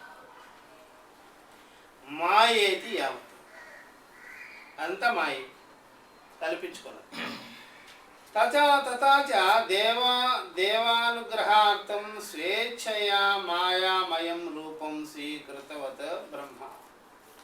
ఈ విధంగా దేవతానుగ్రహాన్ని పొంది స్వేచ్ఛగా మాయామయాన్ని వాడు చూసారా, ఆ ప్రకారంగా దేవతల్ని అనుగ్రహించాలనే దృష్టితో స్వేచ్ఛగా తన ఇష్టంగా తన ఇచ్ఛగా తన స్వతంత్రంగా ఈ మాయామయ రూపాన్ని స్వీకృత బ్రహ్మ గ్రహించుకొని, బ్రహ్మము పరమాత్మ స్వరూపంతో పారమార్థికం, స్వస్వరూపంగా ఆయన పారమార్థిక స్వరూపమే అయినా సరే ఇది ఎవరో ఒకరిని బాగు చేయాలి, దేవతల్ని బుద్ధిని బాగు చేయాలి అనే ఉద్దేశం చేత తథా ఏవ స్థితమితి లభ్యం.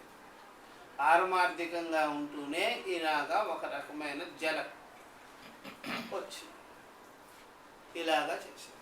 ఇదంతా కూడా మనం అంతఃకరణ పరంగా అర్థం చేసుకోవాల్సిందే. ఎలా అర్థం చేసుకోవాలి? ఎలాగ అంతఃకరణ పరంగా అంటే దేవతలకి జలక్ ఎలా వచ్చిందో అంటే అంతఃకరణ పరంగానే, ఊరికే రాలా, బయట కాదు ఇది, బయట సీన్ కాదు ఇది. ఎక్కడ సీనా? లోపల సీన్ ఇది. బయట ఎవరెవరికి ఎక్కడెక్కడ సీన్లో బాగా తెలుసుకోవాలి. ఈ పామర జనానికి అంతా బయట సీన్లు, వాళ్ళకి లోపల సీన్లు వర్తించదు. అర్థమైందా? ఈ విద్వాంసులుగా ఉంటారు కదా, వాళ్ళకంతా లోపల సీన్లే ఉంటాయి. అర్థమైంది? బయట సీన్లు ఉండవు. అర్థమైందా? అట్లా కొంతమందికి ఎప్పుడైనా సరే భౌతిక నష్టాలు చేస్తుంటారు, వాళ్ళకి భౌతికంగానే దెబ్బ తగలాలి. కొంతమందికి అంతఃకరణ పరంగా దెబ్బ తగలాలి. ఇప్పుడు దేవతలకి ఎక్కడ దెబ్బ తగలాలి? అంతఃకరణ పరంగా దెబ్బ వేయాలి. భౌతిక నష్టమేమీ లెక్క చేయరు వాడు. ఒక విద్వాంసుడికి 1,00,000 రూపాయలు నష్టం వచ్చినా పదే పోనీ అంటాడట. కానీ బుద్ధిగతంగా మాత్రం ఏదైనా వ్యథగాని చెందితే మాత్రం ఎందుకు రావాలి? ఒక సంసారి అయిన వాడు, పామరుడైన వాడు 1,00,000 రూపాయలు నష్టం వస్తే మందు దాన్ని చచ్చిపోతాడు. ఒక విద్వాంసుడు ఏదైనా గొడవ జరిగితే కర్మేంద్రియాలని స్టాప్ అంటాడు, రాళ్ళు రప్పలు కత్తులు కటాలు స్టాప్ అంటాడు.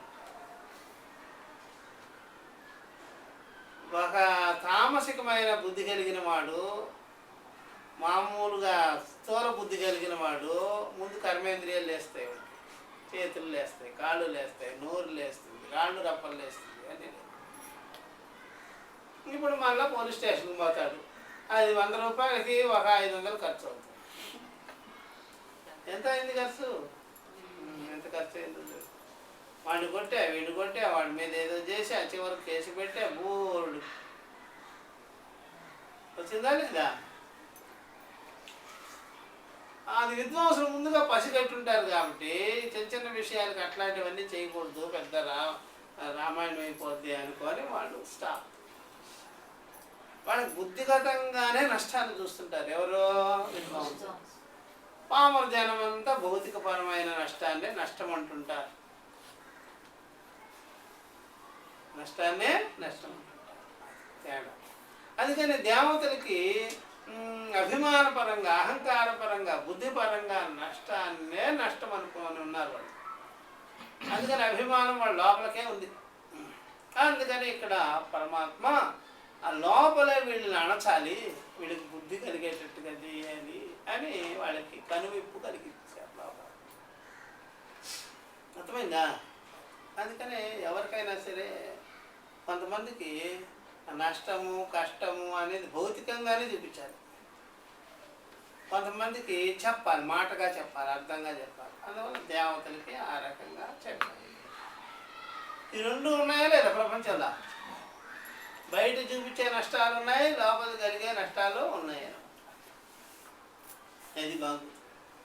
వాళ్ళకి ఎప్పుడు లోపల నష్టమే కలగదు, లోపల తెలియదు. అది లోపల తెలియదు. బయట మాత్రమే అంచనా వేస్తారు వాళ్ళు, బయటికి అంచనా వేస్తారు, భౌతిక నష్టాన్ని గుర్తిస్తారు. భౌతిక నష్టం పెద్ద నష్టం కాదు అంటారు విద్వాంసులు. బుద్ధినాశాత్ ప్రణశ్యతి అని కోట్ చేస్తారు. వాళ్ళకి బుద్ధినాశనం పోతే ఏమని పోయింది, పోతే పోనీ అంటారు వాళ్ళు. ఎవరు? పావర్లు. ఆ బుద్ధి నాశనం, లైఫ్ అంతా నాశనంరా, జగత్ అంతా నాశనంరా అని వాళ్ళు అంటారు. అదేం కాదు పో అంటారు వాళ్ళు.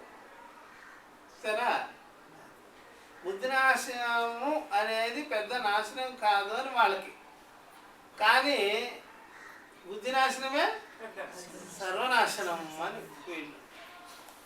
అంటే రెండు పద్ధతులు ఉన్నాయి ఇక్కడ. ఒక పద్ధతే కరెక్ట్, ఏది బుద్ధి నాశనమే సర్వనాశనం. అది ఆ నష్టం అన్ని చోట్ల అప్లై అవుతుంది. భౌతిక నాశనం అప్లై కాదు అక్కడే. ఇప్పుడు ఎప్పుడైనా సరే బాగా గుర్తుపెట్టుకోవాల్సింది, వాళ్ళ ఊర్లో బుద్ధి నాశనం చేసుకున్నవాడు ఢిల్లీకి పోయినా వాళ్ళ ఊర్లో బుద్ధి నాశనం వల్ల ఊరంతా నాశనం. ఢిల్లీకి పోయినా సరే మళ్ళీ అక్కడ నాశనం. వాళ్ళ ఊర్లో భౌతిక నష్టము ఢిల్లీలో నష్టం కాదు కదా, అక్కడికి పోయినా నష్టం ఉండదు, సంపాదన. వాడు బుద్ధి ఇక్కడ ఫెయిల్ చేసుకున్నవాడు అన్ని చోట్ల బుద్ధితోనే ఫెయిల్ అయిపోతుంటాడు, బుద్ధితోనే ఫెయిల్ అయిపోతుంటాడు. అది బాగా గుర్తుపెట్టుకోవాలి, అది తెలుసుకోవాలి. ఇప్పుడు ఈ ప్రకారంగా ఎవడైనా సరే నేను ఏదైనా సరే దీక్ష పొందుతాను, నాకు మార్పు రావాలి అనుకున్నవాడు, ఇప్పుడు నీవు ఎందుకు మార్పు రావాలి అంటున్నావంటే, వాడు నాకు చాలా ఖర్చు వస్తుంది, సిగరెట్లు ఎక్కువ తాగేస్తున్నాను, అందుకని అయ్యప్ప దీక్ష పొందినట్లయితే ఖర్చు తక్కువ వస్తుందిరా అంటే, నువ్వు ఎంత సిగరెట్లు తాగుంటావు చెప్పు అంటే, నేను ఈ విధంగా ₹1,00,000 ఈ సంవత్సరం అంతా ₹1,00,000 సిగరెట్లు తాగా అంటారా. ఇప్పుడు నువ్వు అయ్యప్ప దీక్షకి ఎంత ఖర్చు పెడుతున్నావో తెలుసా అంటే, ఎంత? ₹1,00,000 అయిపోయింది. ఇప్పుడు ఖర్చు మీద ఖర్చు ప్లస్ ఖర్చు వచ్చింది వాడికి. చూసారా, ఇది అది కానీ గుర్తించుకొని ఉంటే అంతఃకరణంలో కట్ అయిపోయింది. ఇప్పుడు ఏమైంది? ఇది అది తెలుసుకోవాలని. అట్లాగా వీళ్ళు బుద్ధిగతంగానే బాగు చేయాలి అని పెట్టుకున్నాడు ఎవరో? పరమాత్మ. కాబట్టి తన యోగమాయ చేత ఆ విధంగా కనిపించినట్టు కనిపించి, ఆ విధంగా అనిపించినట్టు కనిపించి నిలబడ్డాడు. అద్భుతమైన విస్మయాపనీయైన రూపేణ, అద్భుతమైన రూపము, విస్మయాన్ని కలిగించి ఆశ్చర్యాన్ని కలిగించే రూపం ద్వారా ఆ విధంగా ఆవిష్కారమైపోయాడు ఆయన. దేవానాం ఇంద్రియ గోచరే ప్రాదుర్బభు, ఆ దేవతలకు మాత్రం ఇంద్రియాలకు గోచరించినట్టుగా కనిపించాడు. ప్రాదుర్భూతవత్ ఆ విధంగా తోచాడు, దేవతలకు మాత్రం అలా తోచాడు అంతే. అదేమన్నా మసకగా కనిపించాడు, వాళ్ళకి కనిపించాడు, మసకగా కనిపించాడు. ఎవరికి? దేవత. అర్థం చేసుకోవాల్సింది చాలా కష్టం అక్కడ. ఆ విధంగా వాళ్ళకి ఆ విధంగా అనిపించేసింది. అర్థమైందా? తత్ ప్రాదుర్భూతం బ్రహ్మన్న వ్యజానత నా ఏవ విజ్ఞాతవంతః దేవా. ఆ విధంగా ప్రాదుర్భూతమైనటువంటి బ్రహ్మము వాళ్ళకి స్పష్టంగా అవగతం కాదు. తత్ ప్రాదుర్భూతం బ్రహ్మ నా విజానత. కాబట్టి పరమాత్మ యొక్క సూచనలు ఉంటాయి, బ్రహ్మము యొక్క సత్యం యొక్క సూచనలు. ఆ సూచనలు ఉన్నాయి కదా, మనకి జరిగే సందర్భాలు ఉంటాయి, సంఘటనలు ఉంటాయి. అది ఏమి మనకి అర్థం కాని స్థితి, అది అర్థము కాని స్థితి. ఏమిటి అంటే, ఇప్పుడు మనం లౌకిక దృష్టాంతాలతో చెప్పాలి మాట. ఈ దేవతలకి ఆ విధంగా ఒక జలకిచ్చాడు ఆయన, అలా అస్పష్టమైనటువంటి రూపంతో ప్రాదుర్భావం. వాళ్ళకి ఏమీ మతి స్థిమితం లేకుండా అట్లా ఉంది. ఇప్పుడు లౌకిక దృష్టాంతంతో మనం చెప్పాలంటే, అప్పుడు మనం ఎంతో చేస్తున్నా సరే, ఎంతో బాగా చూస్తున్నా సరే, కుటుంబాలు కానీ, ఏదైనా సంస్థ కానీ, ఏదో బాగా న్యాయబద్ధంగా కానీ, ఏదైనా ఉద్యోగం కానీ, ఏదైనా మనం బాగా చేస్తున్నాం, మంచి వాళ్ళమే, మనం సదాచార సంపన్నమే, ఇళ్లల్లో కానీ బంధువులతో కానీ, అయినా సరే మనల్ని అర్థం చేసుకోవటం లేదు వాళ్ళు మనకి అర్థం కావటం అని ఉంటుందా ఉండదా? వాళ్ళు మనకి ఎంతైనా అర్థం కాదు, చెబుతున్నా వినరు. ఇది ఇలాగా అన్నా అర్థం కాదు. భార్య అర్థం చేసుకోదు, భర్తే అర్థం చేసుకోరు, పిల్లలే అర్థం చేసుకోరు, బంధువులే అర్థం చేసుకోవాలి, నాన్న వాళ్ళే అర్థం చేసుకోరు, నాకు ఇష్టం చెప్పేవాళ్ళే అర్థం చేసుకోరు. నాకు ఇదంతా పరిస్థితులంతా అర్థం కావటం లేదు, ఏమిటిది, సత్యమా సత్యమా, ధర్మమా అధర్మమా అని చిక్కులో పడుతుంటారు ధర్మ సంకటాన్ని. చూసారా, ఇది పామరులకు జరిగేదా లేకపోతే కాస్త బుద్ధి కలిగిన వాళ్ళు విద్వత్ బుద్ధికి జరిగేదా? విద్వత్ పామరులకు జరగదు ఇది, పామరులకి అంత సీన్ ఉండదు. అట్లాగా కొన్ని ఉంటాయి. ఉన్నప్పుడు ఏం చేశారు, ధర్మ సంకటాలు అంటారు దీన్ని. వాళ్ళకి ధర్మం లేదేం లేదు కదా పామరులకి, ఇక్కడ ధర్మ చాలా బాధపడుతుంటారు. ఏమిటి నాలో ఏమన్నా తప్పు ఉందా చెప్పండి, నేను చేసేది మంచిదేనా కాదా అంటుంటారు వాళ్ళు. నిలబడి అడుగుతుంటారండి, భార్యతో అడుగుతారు, ఏమే నేను చేసేది కరెక్టేనా, నేనంటే నీకేమనిపిస్తున్నా అని చెప్పి. భార్య ఏమంటుంది, ఏమండి నేను చేసేది కరెక్టేనా, ఏం తప్పు చేశానో చెప్పండి చెప్పండి, మీ మామగారితో అడగండి, మీ అత్తగారితో అడగండి, మీ బంధువులను అడగండి, నేను ఏం చేశాను అట్లా ఎట్లా అంటాడు. అని ఈ తత్వవేత్త ఇలా అడుగుతాడు ఎవరినైనా, అస్సలేమడు. నేను చేసేది నాకు తెలుసు, ఏది నిత్యం కాదు, నువ్వు చేసేది నిత్యం కాదు, లోకం చేసేదంతా నిత్యం కాదు, బ్రహ్మ సృష్టి నిత్యం కాదు, నేను అడగవలసిన పని ఏమొచ్చా నిత్యం కాదు, చేసుకునేది దేహానికి మనసుకి ప్రాణానికి ఏది సత్యం కాదు అని వాళ్ళు ఒక నిర్ణయానికి వచ్చేసి ఉంటారు. చచ్చేవాళ్ళు చూస్తుంటారు, పుట్టేవాళ్ళు పుడుతుంటారు, అశోచానన్ను కానీ వీళ్ళకి సామాన్యులు ధర్మ బుద్ధితో ఉండేవాళ్ళు, కొద్దిగా వాల్యూస్తో ఉండేవాళ్ళకి రాదుగా ధర్మ సంకటం అంటారు. వాళ్ళు ఏమంటారు, వాళ్ళు కూడా పీక్కుంటుంటారు. ఏం చేయాలి నాకు తెలియటం. ఈ మూమెంట్లో వాళ్ళకి ఏదైనా సరే ఆధ్యాత్మిక కార్యక్రమాలు అవి ఇవి వచ్చిందనుకోండి, ఇటు ఇలాగా నేను వదిలిపెట్టనా పట్టుకోనా, ఇలా వదిలిపెడితే భార్య బిడ్డలు ఏం కావాలి, ఇది ధర్మమేనా అంటుంటారు. మళ్ళా వదిలిపెట్టడం ధర్మమేనా, నేను సన్యాసం పుచ్చుకోవడం ధర్మమేనా, మళ్ళీ అది సంకటమే. నేను వానప్రస్థాశ్రమం పుచ్చుకోవాలనుకున్నాను, నేను సన్యాసం పుచ్చుకోవాలనుకున్నాను, మా ఆవిడేమో వినదు, కూతురు అంటుంది, కొడుకు అంటుంది, అట్లా పక్కకు పోవే అవన్నీ కాదు అంటే వినదు, నాతో రమ్మంటే రాదు అని ఏదో ఒక సంతోషం. నేను ఎక్కడికైనా పోదామంటే రాదు, ఎప్పుడు చూసినా బంధువులు అంటుంది, ఇల్లు అంటుంది, నాకేమో నచ్చదాయా.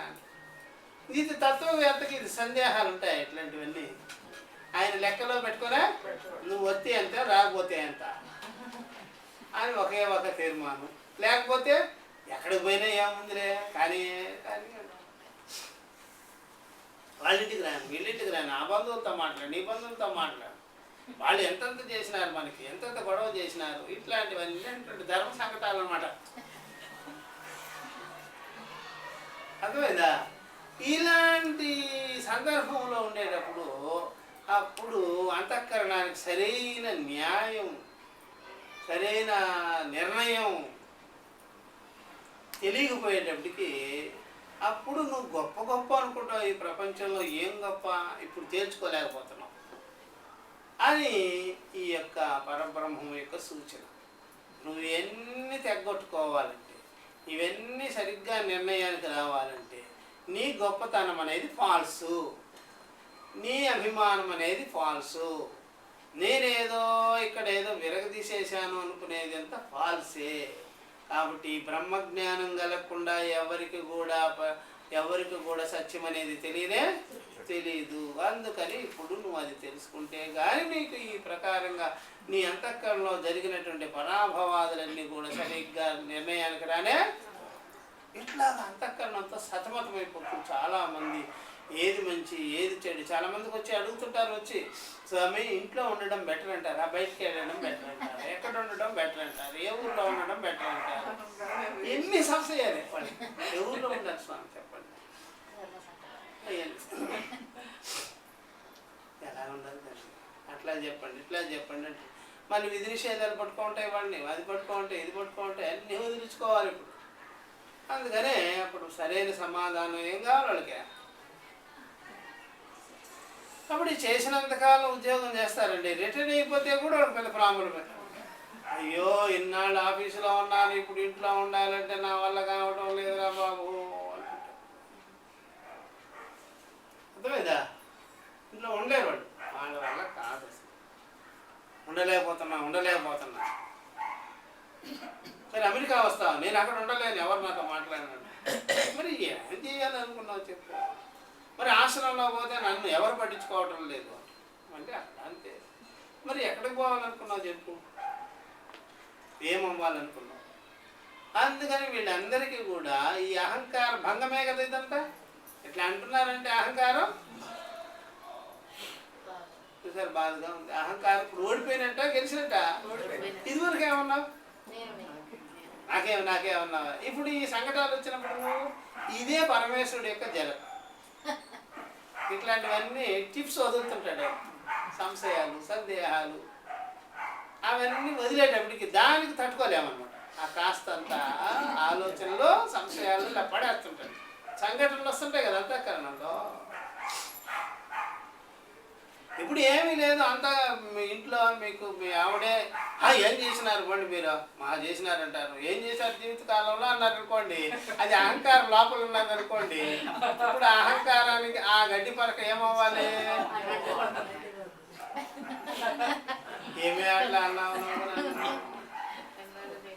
అది వేస్తాడనమాట పరబ్రహ్మ.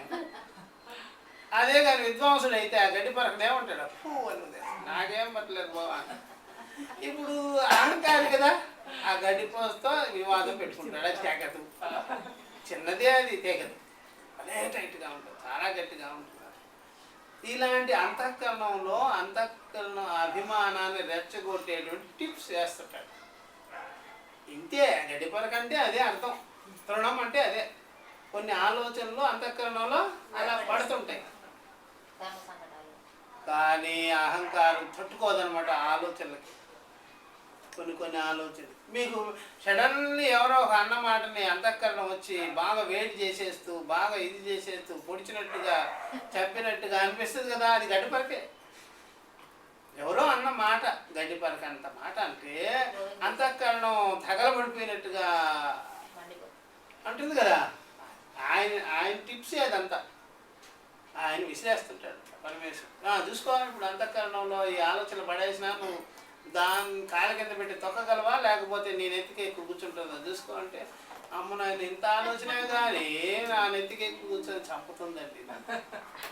చూసావా, సాక్షి జ్ఞానం లేకపోతే అంతఃకరణంతో అభిమానంతో ఉండినట్లయితే నీకు ఇదే పరాభవం. కాబట్టి నువ్వు తెలుసుకోవాల్సింది బుద్ధికి సాక్షి అయిన తత్వాన్ని తెలుసుకో. అప్పుడు అంతఃకరణంలో ఆలోచనలన్నీ కూడా నీ పాదాక్రాంతం అవుతాయి. అర్థమైందా? అది అనమాట లౌకిక దృష్టాంతం. కొన్ని ఆలోచనలు, అల్పమైన ఆలోచనలు వస్తే మనం నిలబడ్డామా, తట్టుకోగలిగామా, దానికి మనమే వశీభూతులైపోయామా, అది ఆలోచన చేయముందు. దేవతలు అంటున్నారు, మా గొప్పతనం అంటున్నారు కదా, ఒక్కొక్క ఆలోచన తట్టుకోగలరా మీరు చెప్పు, అది చూపిస్తుంది. వాళ్ళకేమో గడ్డి పొరుగుతో సమానమైనటువంటిది అట్లా వేశాడు, దాన్ని కాల్చలేకపోయారు, తడపలేకపోయారు, వాయువు చేత కోసేయలేకపోయారు. అంటే మనకు కూడా అలాంటి ఆధ్యాత్మిక పరమైనటువంటి అంతఃకరణపరమైన ఆలోచనలు, మానవ సుఖ దుఃఖాలు, అవన్నీ కూడా లాభ నష్టాలు ఇవన్నీ వచ్చినప్పుడు మనం ఆలోచనల్ని గుటక్కని మింగాలి, కానీ మనము దానికి లోబడి అదే మనల్ని ఈ ప్రకారంగా నలిపేసినట్టుగా చంపేసినట్టుగా ఉంటుంది కదా, అది చూపిస్తున్నారన్నమాట ఇక్కడ. అప్పుడు వివేకైన వాడేమో పైనుంచి చూస్తాడు కాబట్టి అక్కడ అహంకారం ఉండదు, కాబట్టి ఆలోచనలు అంతఃకరణలోనే ఉంటాయి, కాబట్టి వీడి మీదకి ఆ ప్రభావం రానే. ఇప్పుడు అవివేకైన వాడు అంతఃకరణ పరంగా అహం ప్రత్యయ రూపుడుగా ఉంటాడు, కాబట్టి అహం ప్రత్యయుడిని ఆలోచనలన్నీ కూడా ఏం చేస్తాయి, కుదిపేస్తాయి.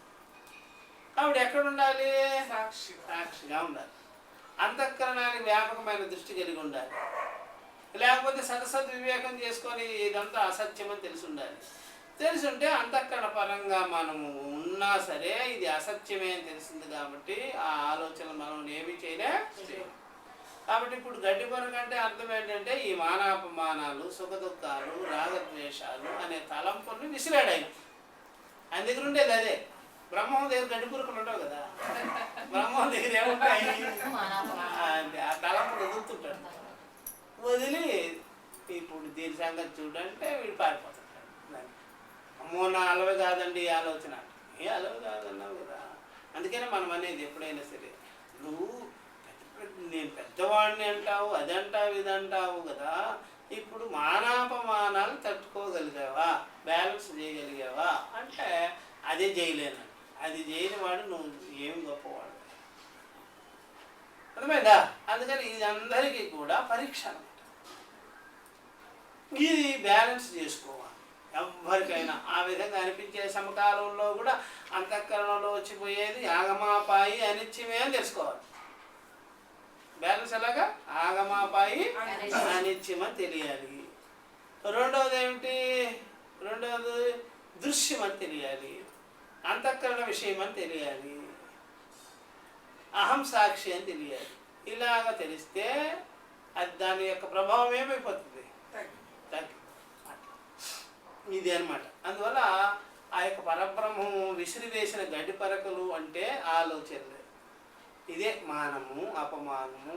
ఇట్లాంటి దర్పాదులతో కూడుకున్న వాడికి ఇలాంటివన్నీ ఆలోచనలు ఏం చేస్తాయి? రెచ్చగొట్టి పెడతాయి. నెక్స్ట్ క్లాస్లో ఓం సహనావతు సహనౌ భునక్తు సహ వీర్యం కరవావహై తేజస్వినావధీతమస్మాకం